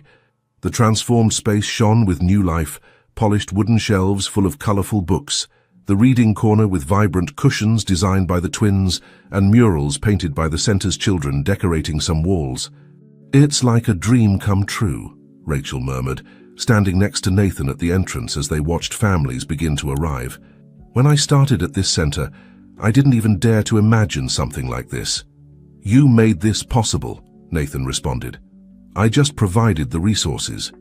You kept the dream of a worthy library for these children alive long before I appeared." Rachel looked at him, with a mixture of gratitude and something deeper that neither of them dared to name yet. "You've given us much more than resources, Nathan. You've given your time, your heart." "Uncle Nathan," Emma's voice interrupted the moment. "Can we show everyone our special corner?" The twins, dressed in their best clothes for the occasion, were practically vibrating with excitement. They had spent the last week helping to organize the books and decorate the space, feeling an important part of the project. "Of course, little ones," Nathan smiled. "In fact, I think it's time to start." The community gathered in the renovated library. Parents, children, center volunteers. Even Pete had closed his cafe early to attend. Jack was there, watching proudly as his daughters prepared to be part of the presentation. Rachel stepped forward to speak, but Nathan noticed that her hands were shaking slightly. Without thinking, he took one of her hands and squeezed it gently in support. She returned the squeeze before releasing it and addressing the audience. "Welcome to our new community library," Rachel began, her voice firm despite the emotion. "This space is much more than shelves and books. It's a symbol of what we can achieve when we work together, when we dream big but start with small steps." Nathan observed from the side, moved by the way Rachel connected with each person present. She wasn't the typical director of an organization giving a formal speech. She was a woman who had dedicated her life to building a better community, one book at a time. But this transformation wouldn't have been possible without someone who came to our center a few weeks ago and showed us that miracles begin with a simple, "I want to help," Rachel continued, turning towards Nathan. "Someone who taught us that true success isn't measured in numbers, but in smiles and fulfilled dreams." Nathan felt a lump in his throat as the gazes turned towards him. It wasn't the attention he was used to in the corporate world. This was warmer, more real. "And now," Rachel continued with a smile, "our dear Emma and Olivia will show us their special reading corner, designed by themselves for the little ones." The twins guided the children towards the reading area, enthusiastically explaining how they had chosen each cushion, each color. Nathan approached Rachel while the others followed the girls. "Thank you," he whispered, "for giving me the opportunity to be part of this." Rachel turned to him, her eyes shining with contained emotion. "Thank you for showing me that sometimes modern fairy tales do exist. The successful businessman who rediscovers his heart thanks to two little twin girls. And an extraordinary community center director," Nathan completed, taking her hand again. This time they didn't let go. They remained like that, in a corner of the library, while the excited voices of the children filled the space. Jack observed them from afar, a knowing smile on his face. "Rachel," Nathan began softly, "there's something I need to tell you." But at that moment Olivia appeared running. "Aunt Rachel, Uncle Nathan, you have to come. We're going to read The Little Prince, and we want you to read it together." They looked at each other, a silent conversation passing between them. Some things could wait. This moment, this celebration of community and hope, was more important. As they walked towards the reading corner, their hands still intertwined, Nathan felt that each step brought him closer to the life he should have always had. A life where success was measured in moments like this, in genuine smiles and intertwined hands, in small everyday miracles that made everything worthwhile. After the inauguration, when families began to leave and children said goodbye with excited hugs, Rachel found herself organizing the last details in the library. The sun was setting, painting the sky with orange tones that filtered through the windows. Nathan had stayed to help, although most of the volunteers, including Jack and the twins, had already left. "It was a perfect day," Rachel commented, adjusting some cushions in the reading corner. "It's not over yet," Nathan responded, approaching with a small basket. "Would you like to go up to the roof? Pete sent us something special to celebrate." Rachel looked at him surprised. The center's roof was her personal refuge, a place where she used to go to think when she needed a moment of peace. "How did you know about the roof?" "The twins told me it's your secret place," Nathan admitted with a smile, "where you go to look at the stars when you need to remember why you do all this." Rachel felt a warmth expand in her chest. That Nathan had paid attention to that small detail meant more than she could express. The roof was a simple but cozy space. Rachel had placed some potted plants and 2 old chairs she had rescued from the teacher's lounge. The view of the city wasn't spectacular like that of Oak Ridge Heights, but it had its own urban beauty, honest and real. "Sarah and I used to come here," Rachel commented, as Nathan spread out a blanket and began to take out the contents of the basket. "After volunteer meetings, we would stay talking for hours." Nathan paused for a moment. "Can I ask you something about Sarah?" Rachel nodded, sitting on the blanket. Nathan served 2 cups of Pete's special coffee, with a touch of cinnamon, of course. Did she ever talk about me? Did she know about the estrangement with Jack?" Rachel took a sip of coffee before responding. "She understood more than everyone thought. She told me once about the last time she tried to contact you, when the twins were born." Nathan closed his eyes, the pain of the memory visible on his face. "The secretary in my office turned her away. I was in an important meeting and gave instructions not to be interrupted. I never knew she had tried to contact me until weeks later, and by then pride was stronger," Rachel completed softly. "Pride, shame, fear." Nathan looked at the sky, where the first stars were beginning to appear. "Sarah tried to be the bridge between Jack and me, didn't she?" "She believed in family," Rachel responded. "She said the twins deserved to know their uncle, the brother their father missed so much, even though he wouldn't admit it. And now she's—" Nathan stopped, unable to complete the phrase. "She's in every smile of the girls," Rachel completed, putting her hand on Nathan's. "In the way Emma paints just like her. In how Olivia hums while reading as Sarah used to do." They remained silent for a moment, their hands intertwined, the night sky unfolding above them. "You know," Nathan began, turning to look directly at Rachel, "when I first came to the center, I thought I was coming to help, to do something good with my money and my time. I didn't expect—" "What didn't you expect?" Rachel asked softly when he stopped. "I didn't expect to find a home," Nathan responded. "I didn't expect to discover that the void in my life couldn't be filled with business successes or bank accounts. I didn't expect to find you." Rachel felt her heart racing. "Nathan, let me finish, please," he asked, gently squeezing her hand. "When I first saw you, I thought you were intimidating. A woman who had dedicated her life to helping others, who wasn't impressed by titles or money. And then I saw you with the children, with my nieces, and I understood that your strength comes from the purest love I've known. I had my prejudices too," Rachel admitted with a small smile. "The millionaire businessman who surely just wanted a charity project for his resume. But then I saw you sitting on the floor, reading stories to the children, working with your own hands in the library. And now we're here." Nathan moved closer, his eyes reflecting the stars shining above them. "Under the same stars that Sarah and I used to look at," Rachel whispered. "She always said that stars are witnesses to the most important promises." "Then let them be witnesses to this one," Nathan responded, moving even closer. "I promise that you're not alone in this. In the center, in your dreams of helping more children, In everything.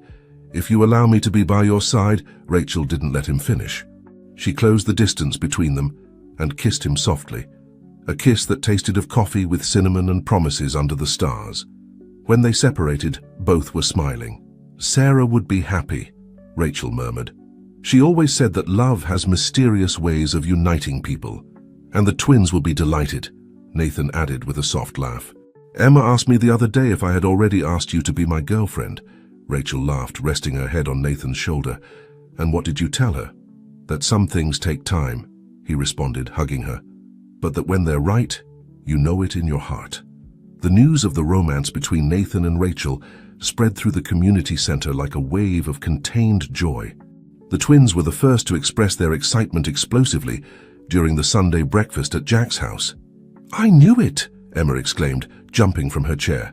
I knew Uncle Nathan and Rachel loved each other like in the movies. Does this mean Aunt Rachel will come to our house more often? Olivia asked, her eyes shining with hope. Jack observed the scene with a mixture of amusement and concern. Girls, remember that Rachel has many responsibilities at the center. But now Uncle Nathan helps her, Emma interrupted. And we can help more too, right? Nathan and Rachel exchanged knowing looks from across the table.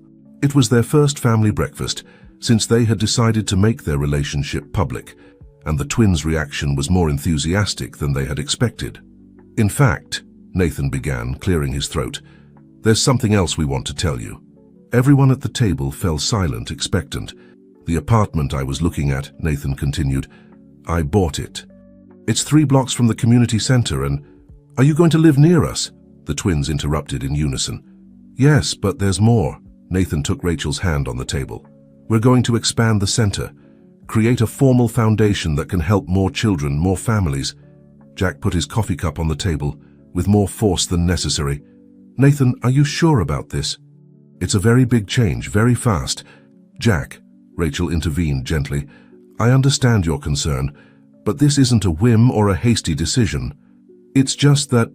Jack hesitated, looking at his daughters who were following the conversation attentively. I don't want anyone to get hurt if things don't work out. A tense silence fell over the table.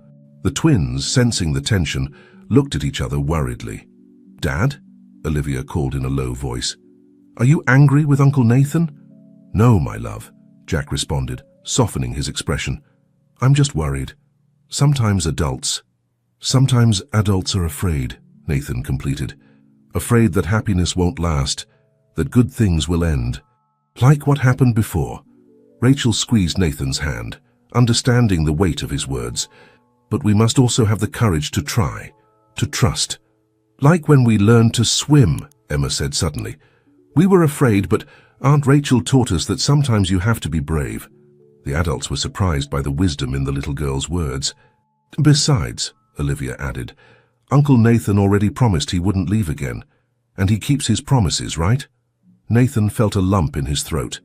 Yes, little one. This time I'm not going anywhere. Jack observed his brother for a long moment before speaking. Sarah always said that second chances are gifts we shouldn't waste. She was a very wise woman, Rachel smiled, her eyes moistening slightly. So, Jack continued, I guess you'll need help with the move. The tension at the table dissipated like clouds after a storm. The twins returned to their previous enthusiasm, now making plans to help decorate their uncle's new apartment. We can paint a mural in your living room, Emma suggested. And put lots of books like in the center's library, Olivia added. Nathan laughed, grateful for the simplicity with which the girls saw the world. Of course I'll need your help. All of you. And about the foundation, Rachel added. We'll need a strong team, someone who really knows the community. Jack raised an eyebrow. Are you suggesting that you be part of the project? Yes, Nathan confirmed. Your experience, your connection with the neighborhood families, it's invaluable. The twins applauded excitedly at the idea of their father also being part of the project. We'll have to think it through carefully, Jack warned. Plan every detail. Of course, Nathan nodded. But we'll do it together. As a family, Rachel observed the scene with her heart full of hope. The community center that had been her life for so long was about to transform into something bigger, more meaningful. And the best part was that she wouldn't have to do it alone. Can we go see your new apartment after breakfast, Uncle? Emma asked. It's still empty, Nathan responded. Better, Olivia smiled. That way we can imagine where everything will go. Like a blank canvas, Emma added, always thinking in artistic terms. Exactly, Rachel nodded. A new beginning. Nathan's new apartment was on the 3rd floor of an old but well-maintained building. Although it was considerably smaller than his mansion in Oak Ridge Heights, it had a special charm. High ceilings, large windows, and a balcony that offered a perfect view of the nearby park. It's like a tiny castle, Olivia exclaimed upon entering, her footsteps echoing in the empty space. Emma was already running from room to room, her eyes shining with artistic possibilities. Uncle Nathan! This wall would be perfect for a mural of trees and birds. Nathan smiled, observing how the twins transformed the empty space with their imagination. Rachel, at his side, intertwined her fingers with his. It's perfect, she murmured. It has soul. Like everything in this neighborhood, Nathan responded, gently squeezing her hand. Jack had stayed on the balcony, his gaze lost in the view of the park where they used to play as children. You know, Mom used to bring us to that park on Sundays. She said it was our little piece of heaven on earth. I remember. Nathan joined his brother on the balcony. I never understood why she liked it so much until now. Look at that. Below in the park, entire families shared Sunday picnics. Children played on the swings. Teenagers practiced with their skateboards. Elderly people conversed on benches under the trees. It was a perfect portrait of community life. Dad! Uncle Nathan! Emma called from inside. Come see what we've planned. The twins had used their drawing notebooks to make sketches of how each room could look. Emma had designed a mural for the living room that combined natural elements with symbols of family unity. Olivia had drawn what would be the study, with bookshelves and a special reading corner, similar to the one in the center's library. And here, Olivia pointed in her drawing, we can put photos of everyone like the ones we found in the treasure box. And new ones too, Emma added. Of the library, the center, all of us together. Rachel crouched down to get a better look at the drawings. They're beautiful, girls. You have a real talent for design. Like their mother, Jack commented softly. Sarah always had a special eye for making any space feel like a home. Nathan noticed how his brother's eyes moistened slightly. Without hesitation, he put a hand on his shoulder. I wish she could see this. She is seeing it, Rachel responded, her voice full of conviction. In every smile of the girls, in every moment we share. The twins, perceiving the emotional moment, ran to hug their father. Don't be sad, Daddy, Emma whispered. I'm not sad, my love, Jack responded, hugging his daughters. I'm grateful for having you, for having my brother back, for Rachel, for the family we are now, Nathan completed. And for the mural we're going to paint, Olivia added, making everyone laugh. About that, Nathan cleared his throat. I have an idea. What do you say if we do this together? The move, the decoration, everything. We could dedicate weekends to transforming this space. Yes, the twins exclaimed.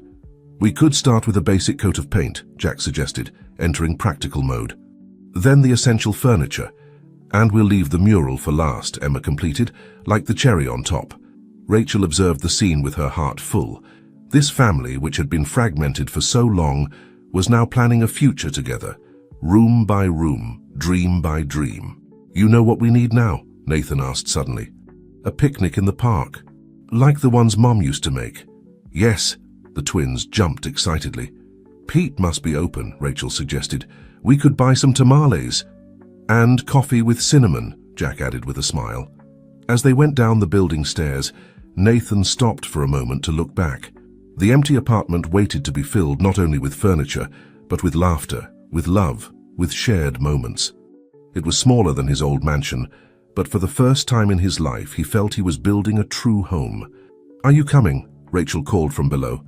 Yes, he responded, reaching her and taking her hand. Home. The first weekend of work in the apartment began early.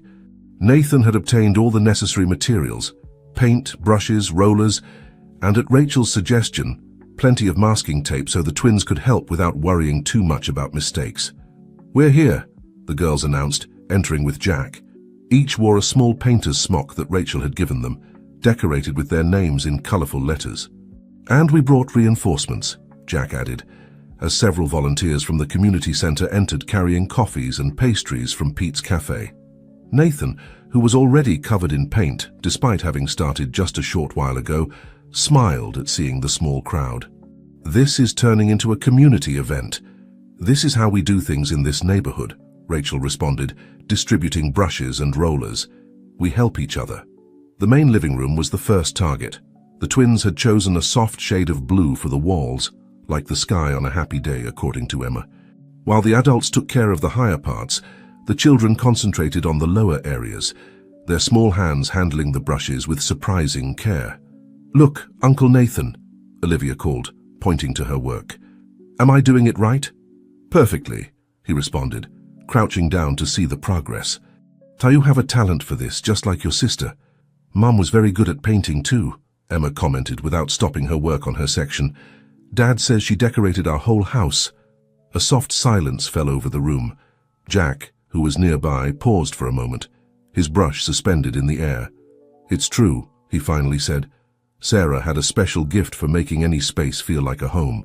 She used to say that colors have the power to change how we feel. That's why we chose blue," Emma explained seriously, "because we want Uncle Nathan to feel calm and happy in his new home." Rachel approached Nathan, noticing how his eyes moistened slightly.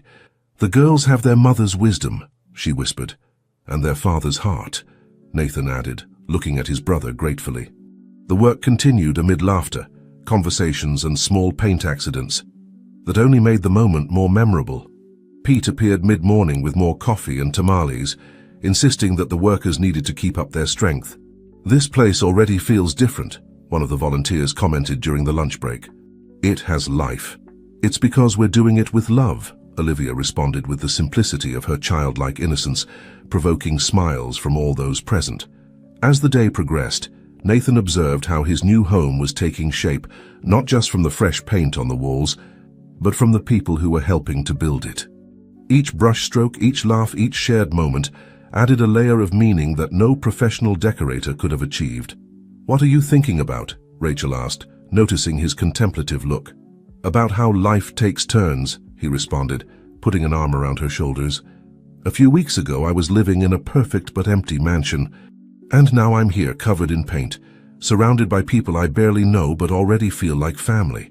That's what makes this neighborhood special," Rachel smiled. "It's not the buildings or the streets, it's the people, the bonds we create."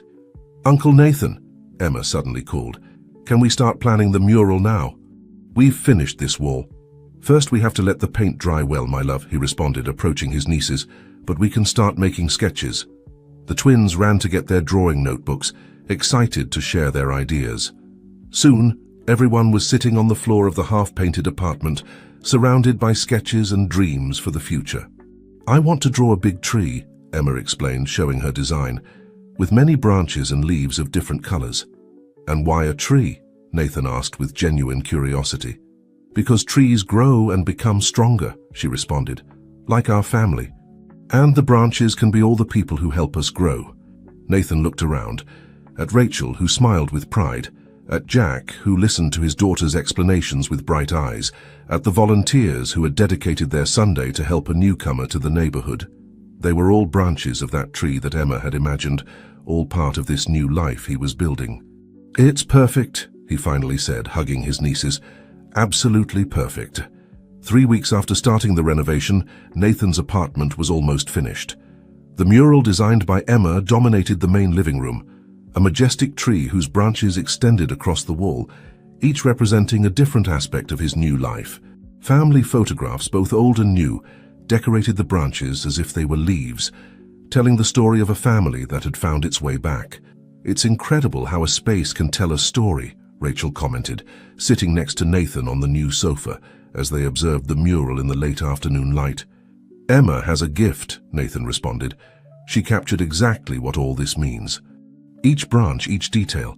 Like that one," Rachel pointed, indicating a branch where they had placed a recent photograph of the community center team. "It represents the future we're building." Nathan straightened slightly, remembering the reason he had invited Rachel that afternoon. "About that, I received important news today." Rachel turned to look at him, noticing the seriousness in his tone. "What's going on?" "The board of directors of my company," Nathan began, "finally approved the creation of the foundation, We can start the formal process of expanding the center. Rachel's eyes lit up, but Nathan also noticed a flash of concern. It's wonderful news, but you're afraid it will change the essence of the center, he completed, already knowing her concerns. Exactly, she nodded. These children, their families, they don't need a corporate community center. They need a home, a place where they feel safe and valued. That's why I want us to follow the model you've already created, Nathan explained. The foundation will only provide the resources and legal backing. The essence, the heart of the center, will remain the same. At that moment, the doorbell rang. It was Jack and the twins, who had been invited for a special family dinner. "Uncle Nathan!" the girls exclaimed as they entered, immediately running towards the mural. "You put the photo we took in the park." "Of course," he smiled. "It's one of my favorites." Jack observed the mural attentively, noticing the new details his daughters had added. "Every time we come, there's something new. Like life itself," Rachel commented. "Always growing, always changing." During dinner, which Maria had specially prepared and sent from the mansion, which had not yet been sold, Nathan shared the news about the foundation. "Does that mean the center will be bigger?" Olivia asked, her eyes shining with curiosity. "It means we'll be able to help more children," Rachel explained, "but maintaining what makes the center special. Like when we plant a new tree without uprooting the old ones," Emma added, always thinking in artistic metaphors. "Exactly," Nathan smiled, "and that's why we need all of your help. Jack, I want you to be part of the foundation's board of directors." Jack almost choked on his drink. "Me? But I don't know anything about foundations." "You know the most important thing," Rachel intervened. "You know the community. You understand their real needs. That's worth more than any university degree." "Besides," Nathan added, "who better than someone who has lived through the transformation that the center can achieve in a family?" The twins observed the conversation attentively, their young minds processing the meaning of these changes. "Can we keep helping at the center?" Emma asked. "I like giving art classes to the younger ones. And I want to continue in the choir," Olivia added.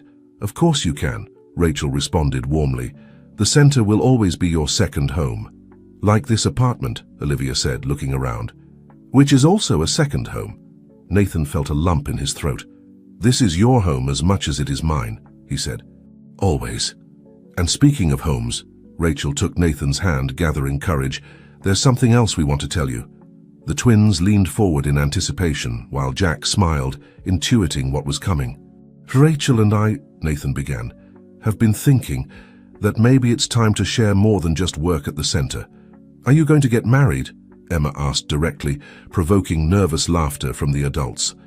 "Not yet," Rachel responded, blushing, "but we're thinking about living together." "Here." The silence that followed was broken by the shouts of joy from the twins, who immediately began to make plans about how to help Rachel move in and where they would put her things. "Are you okay with this?" Nathan asked his brother, while the girls bombarded Rachel with questions. Jack looked around, the mural that told their family story, the photographs that captured moments of happiness, the space that had become a symbol of second chances. "I think it's perfect," he finally responded. "Sarah would be happy to see this." The community center was buzzing with activity on that Saturday morning. The plans for the expansion were spread out on a table in Rachel's office, while a diverse group of people, from architects to parents, discussed the project details. "The idea is to maintain the essence of the place," Rachel explained, pointing to different areas on the plans. "But we need more space for workshops, a larger library and a specific area for artistic activities. And a music room," Olivia added from her corner, where she and Emma were drawing their own versions of the future center. Nathan observed the scene with a mixture of pride and humility. Dressed in jeans and a casual shirt, no one would have guessed he was the same businessman who once lived isolated in his Oak Ridge Heights mansion. "The backyard could be turned into a community garden," Jack suggested, who had taken his role on the board of directors with a dedication that surprised everyone. "Many of our children have never seen a plant grow from seed. Like the tree in our mural," Emma commented, looking up from her drawing. "We can plant real trees." The simplicity and depth of Emma's observation made everyone pause for a moment. Rachel approached to see the twins' drawing. "This is beautiful," she said, observing how the girls had imagined the renovated center. "Can we include some of your ideas in the official plans?" The architect, an old friend of Nathan's, who had offered his services for free, smiled. Of course, sometimes children see possibilities that adults overlook. At that moment, Pete entered with a tray of coffee and pastries. "I thought the dream builders might need energy," he commented with a smile. "Pete," Nathan called, "have you considered our proposal about the center's cafe?" The old man nodded thoughtfully. A branch of Pete's Corner inside the center. Who would have imagined? But with one condition. "Which one?" everyone asked. "That the profits go towards scholarships for the center's kids, and that we can provide jobs and training for young people who need it." Rachel exchanged an excited look with Nathan. It was exactly the kind of initiative they had dreamed of. Projects that not only helped, but empowered the community. "And I could teach how to make coffee with cinnamon," Pete added, winking at Nathan. "The coffee that united our family," Rachel murmured, squeezing Nathan's hand. The twins approached the table with their finished drawings. In them, the center wasn't just a bigger building, but a space full of life. Children playing, adults learning, plants growing, music and art everywhere. "Look," Olivia pointed in her drawing. "Here's the new library with the reading corner like Uncle Nathan's. And here," Emma added, "a mural that we can all paint together, like the one in the apartment." "You see this space here?" the architect intervened, pointing to an area in the official plans. "We could create a gallery to exhibit the work of the center's children. A space where the community can see and celebrate their talent." Emma's eyes lit up. "Like a real museum." "Better," Rachel responded. "A museum of our community, of our dreams." Nathan observed how everyone leaned over the plans, contributing ideas, sharing visions. This was the kind of success he had never experienced in his years as a businessman. Success measured in smiles, in shared hopes, in transformed futures. "You know what we need?" Jack suddenly said. "Music. Sarah always said that great projects need a soundtrack." Olivia ran towards the piano in the music room, followed by other children from the center who practiced with her. Soon the notes of a cheerful melody filled the space, mixing with the conversations and laughter. "It's perfect," Rachel murmured, leaning on Nathan as they watched the twins lead an impromptu choir of children. "All of this, it's exactly as it should be." "You know what I was thinking?" Nathan responded quietly. "That maybe we should consider a wedding here when the center is finished." Rachel looked at him surprised, but before she could respond, Emma shouted from the piano, "I heard it! Uncle Nathan talked about a wedding." Laughter and applause filled the space, while Rachel hid her blushing face in Nathan's shoulder, and the twins began to plan the decoration for a wedding that hadn't yet been officially announced.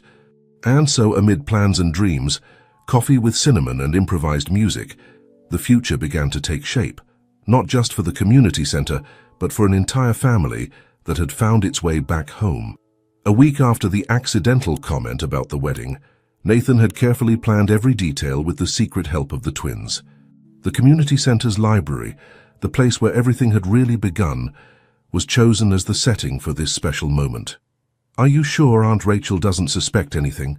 Emma whispered as she helped place the last lights that transformed the space into something magical. "She thinks it's a special meeting to discuss the final details of the expansion," Nathan responded, adjusting a garland of small lights between the shelves. Olivia, from her position next to the newly installed piano, softly practiced the melody she had composed especially for the occasion. The soft notes floated in the air, mixing with the aroma of the flowers that Jack had helped distribute strategically throughout the space. "Sarah adored gardenias," Jack commented, placing the last arrangement. "She said their perfume was like a hug." Nathan looked at his brother gratefully. "Thank you for helping me with this." "For everything, really. It's what family does," Jack responded with a smile. "Besides, the girls would never forgive me if I wasn't part of this." Pete appeared with a special tray, a cup of coffee with cinnamon, prepared exactly as it was that first afternoon in his cafe. "For the future, bride," he winked. "Are you ready?" Rachel just parked her car. The twins ran to their positions, Emma next to the books where she had hidden the ring, and Olivia at the piano. Jack positioned himself discreetly near the entrance with his camera, ready to capture the moment. When Rachel entered the library, she stopped short. The space she knew so well had been transformed.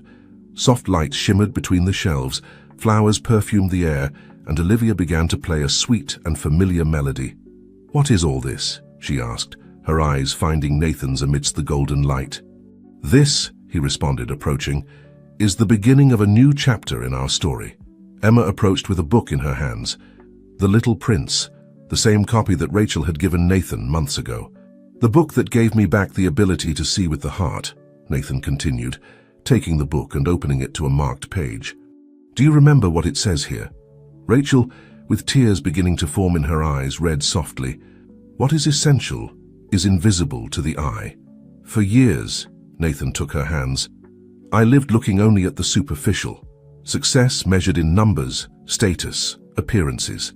Until two little twin girls found me during a morning run and guided me to you. Olivia subtly changed the melody, incorporating notes from a song that Sarah used to sing to the girls. "Rachel," Nathan continued as Emma approached with a small box that had been hidden between the pages of the book, "you taught me to see what's essential, the value of a community, the importance of family, the beauty of building dreams together." He knelt, opening the box to reveal a simple but elegant ring. "Would you do me the honor of building many more dreams together? Of creating our own love story page by page?" Rachel, with tears now freely running down her cheeks, looked around, at the twins who were watching with bright eyes, at Jack capturing the moment with his camera, at Pete who was smiling from the door with a new tray of coffee.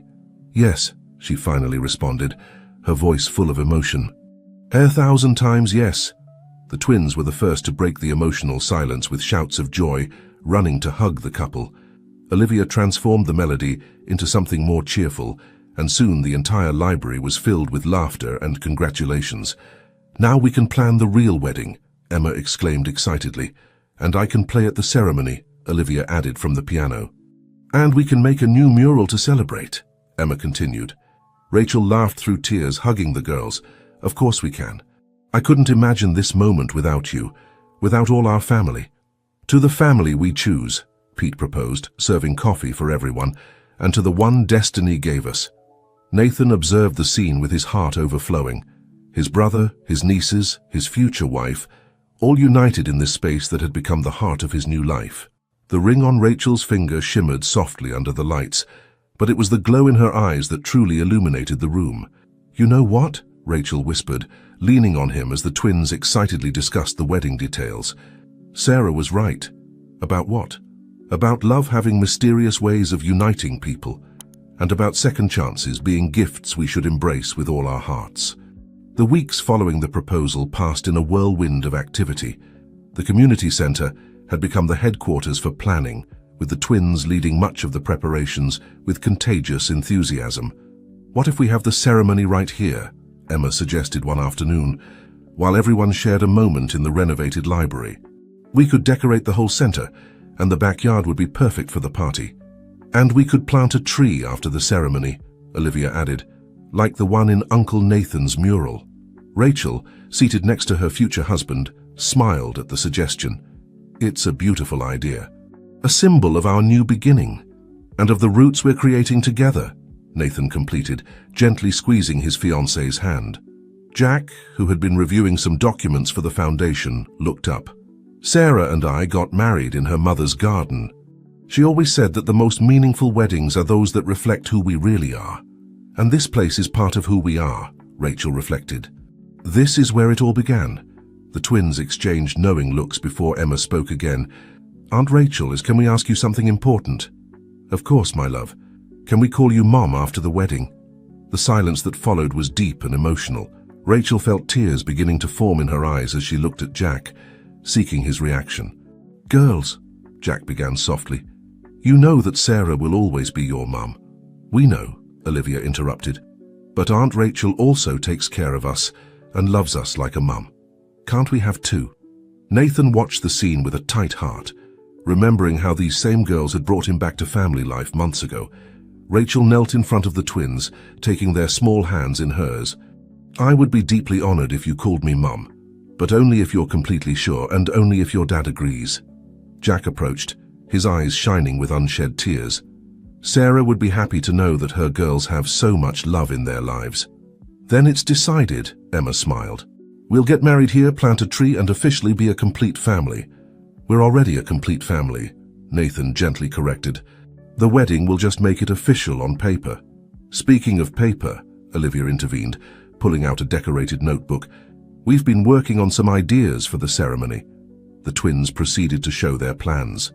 Detailed drawings of the decoration, a list of songs Olivia wanted to play, ideas for a new mural to commemorate the occasion. And we want everyone at the center to participate, Emma explained. The choir kids can sing, we can make decorations in the art workshops. Like a big community celebration, Rachel completed, understanding the girls' vision. Exactly, Olivia nodded. Because this wedding isn't just about you two, it's about all of us. Nathan looked around the library, the place where everything had started to change, the shelves full of books, the reading corner where he had learned to see the world differently, the photographs documenting the transformation, not just of the space, but of all of them. You know what, he finally said, the girls are right. This isn't just our wedding. It's the celebration of everything we've built together, of everything we'll continue to build, Rachel added, and of the love that brought us here, Jack completed. The twins smiled, satisfied to see how their ideas were received. Emma immediately took out her art materials, ready to start designing invitations, while Olivia headed to the piano to practice the songs she wanted to play at the ceremony. And so, amid plans and dreams, laughter and some tears, the family continued weaving their future, one thread at a time in the place that had witnessed their transformation and would now be the stage for their next chapter. The morning of the wedding dawned with a golden light that seemed to bless the community center. The twins had arrived at dawn with Jack, determined to supervise every detail of the decoration they had planned for weeks. The backyard had been transformed into an enchanted garden. Garlands of lights intertwined with natural flowers created an ethereal canopy over the chairs arranged in a semicircle. In the center, an arch decorated with gardenias, Sarah's favorite, marked the spot where Nathan and Rachel would exchange their vows. Do you think Mom Sarah would like all this?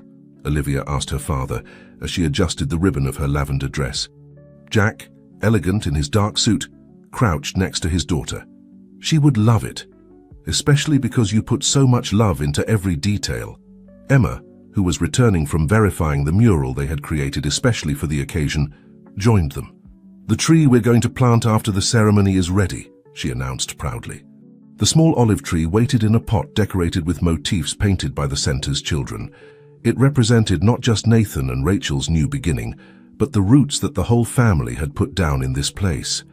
In one of the classrooms transformed into a bridal dressing room, Rachel was preparing with the help of some center volunteers. Her dress, elegant in its simplicity, had been chosen with the help of the twins. "The girls want to see you," one of the volunteers announced. Emma and Olivia came running in, stopping short when they saw Rachel. "You look like a princess," they exclaimed in unison. "Thanks to my little fairy godmothers," Rachel smiled, extending her arms towards them. "We have something for you," Emma said, pulling out a small box. "It's from Dad and our Mom Sarah." Inside the box was a delicate necklace with a heart-shaped pendant. Jack, who had entered silently, explained, "It was Sarah's. She always said that love has a mysterious way of completing incomplete circles." Rachel felt tears threatening to ruin her makeup. "It's perfect," she whispered as Jack helped her put on the necklace. Meanwhile, in the library, Nathan was finishing getting ready. Pete had insisted on being the one to help him with his tie. "Nervous?" the old man asked as he adjusted the knot. "Strangely calm," Nathan responded, as if everything in my life had been a path leading to this moment. The ceremony began at sunset. The guests, a mix of center families, volunteers, friends, and some of Nathan's former colleagues who barely recognized in this happy man the serious businessman he had been, took their places as Olivia began to play the piano. The melody, an original composition that blended notes from songs significant to the family, filled the air as Emma walked down the aisle, scattering flower petals.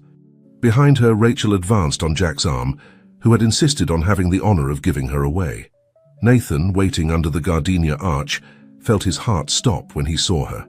It wasn't just her physical beauty that moved him, but everything she represented. Love, hope, the second chance that had transformed his life. The vows were simple but profound, written with the help of the twins who insisted they should be like a fairy tale, but real. "Rachel," Nathan began, his voice firm despite the emotion, "I came to this center looking to reconnect with my family, and I found so much more. I found a purpose, a community, and in you I found the home I always searched for without knowing. I promise to honor every day the gift that is your love, and to continue building dreams together that benefit not just our family, but everyone around us." Rachel, with tears shining in her eyes, responded, "Nathan, you taught me that miracles exist in the most unexpected forms. In you I found a dream companion. In your nieces I found daughters. And in our love I found the certainty that everything is possible when hearts open to new beginnings. I promise to walk by your side in every adventure, celebrate every achievement, and face every challenge with love as our compass." When the officiant declared them husband and wife, joy erupted in applause and cheers. The twins ran to hug them, transforming the solemn moment into a family celebration. The planting of the olive tree was a special moment, with all those present symbolically participating by adding a little soil to the base of the tree. "This tree will grow with us," Emma declared solemnly, "and its roots will be as strong as our love." As the sun set and the lights began to shine more intensely, the celebration continued with music, dancing, and the unmistakable warmth of a united community. Pete served his famous cinnamon coffee, while the center's children ran among the guests, their laughter mixing with the music. Nathan and Rachel danced their first dance as spouses, surrounded by the love of their family and community, under the starry sky and the lights that the twins had helped hang. "Happy," Nathan whispered. "More than happy," Rachel responded. "Complete." 5 years had passed since that Sunday morning, when two little twin girls changed the course of many lives with a simple phrase, "I know you. Your photo is on Daddy's phone." The community center, now expanded and renovated, was buzzing with activity on a special afternoon of celebration. It was the 5th anniversary of the Living Hope Foundation, and the entire community had gathered to commemorate not only the achievements reached, but the transformation that had touched so many lives. The former backyard had been transformed into a beautiful community garden, presided over by the olive tree that now stood strong and lush, a silent witness to the love that had blossomed there. Emma, now a 13-year-old teenager with an increasingly notable artistic talent, was putting the finishing touches on the new mural that decorated the center's main entrance. In it, the tree she had painted years ago in Nathan's apartment was reproduced on a larger scale, but now its branches extended to tell the story of an entire community. "What do you think, Mum?" she asked Rachel, who was approaching with a 2-year-old toddler in her arms. "It's perfect, my love," Rachel responded, adjusting little Michael, named in honor of Grandma Mary, on her hip. "You've captured exactly what this place means to everyone." Olivia, who was rehearsing with the center's choir for the special presentation, joined them. Her voice, which had matured as much as her musical talent, now directed other children in the melodies that held so much meaning for their family. Nathan appeared with Jack, both busy with the last details of the celebration. The businessman who once lived isolated in his mansion was now a constant and beloved presence in the community, his executive suit replaced by casual clothes and a permanent smile. "The scholarship program already has its first graduates," Nathan commented proudly, "and 3 of them have decided to come back as volunteers." "Like a circle completing itself," Jack nodded, observing how his daughters had become examples for the center's younger children. Pete, who had expanded his cafe within the center as they had planned, was serving his famous cinnamon coffee to the guests who were beginning to arrive. His small business had become a training program for young people in the community, fulfilling his dream of creating opportunities for others. "Do you remember when we first served you coffee?" Nathan asked Rachel, while little Michael played with his tie. "As if it were yesterday," she smiled. Who would have imagined that a cup of cinnamon coffee would be the beginning of all this? The twins approached to hug their parents, both biological and of the heart. The family they had built was a testament that love knows no limits or labels. "Look," Emma pointed towards the olive tree.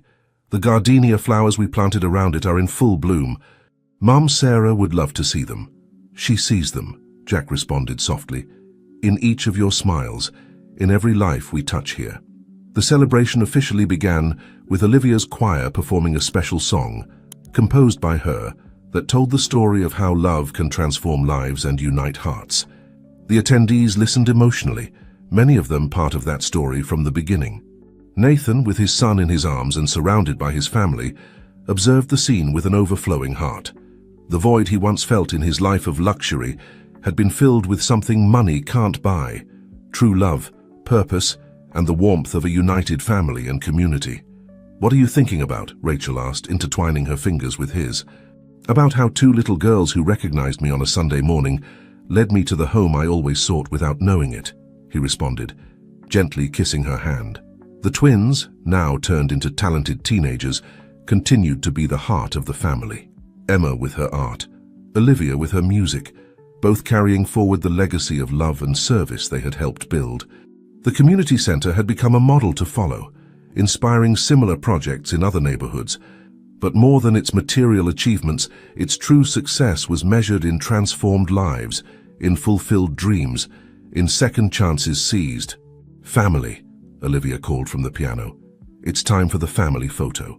Everyone gathered under the olive tree, the tree they had planted on the wedding day and that now symbolized the growth of their love. The gardenias perfumed the air, like a hug from Sarah from heaven. "This is our true success," Nathan whispered as the photographer prepared. "Not the buildings, not the programs, but this, a family united by love, a community that supports each other, a place where dreams can flourish." And as the camera flash captured the moment, everyone's hearts beat in unison, celebrating not just 5 years of foundation, but the love story that had transformed so many lives, beginning with two little twin girls who dared to speak to a stranger on a Sunday morning. Dear listeners, did you enjoy this story of love, family, and second chances? To continue this emotional journey, we've prepared more equally captivating stories. Don't forget to subscribe to our channel and like the video. Your comments inspire us to keep sharing stories that touch the heart. We'll be waiting for you on the next adventure.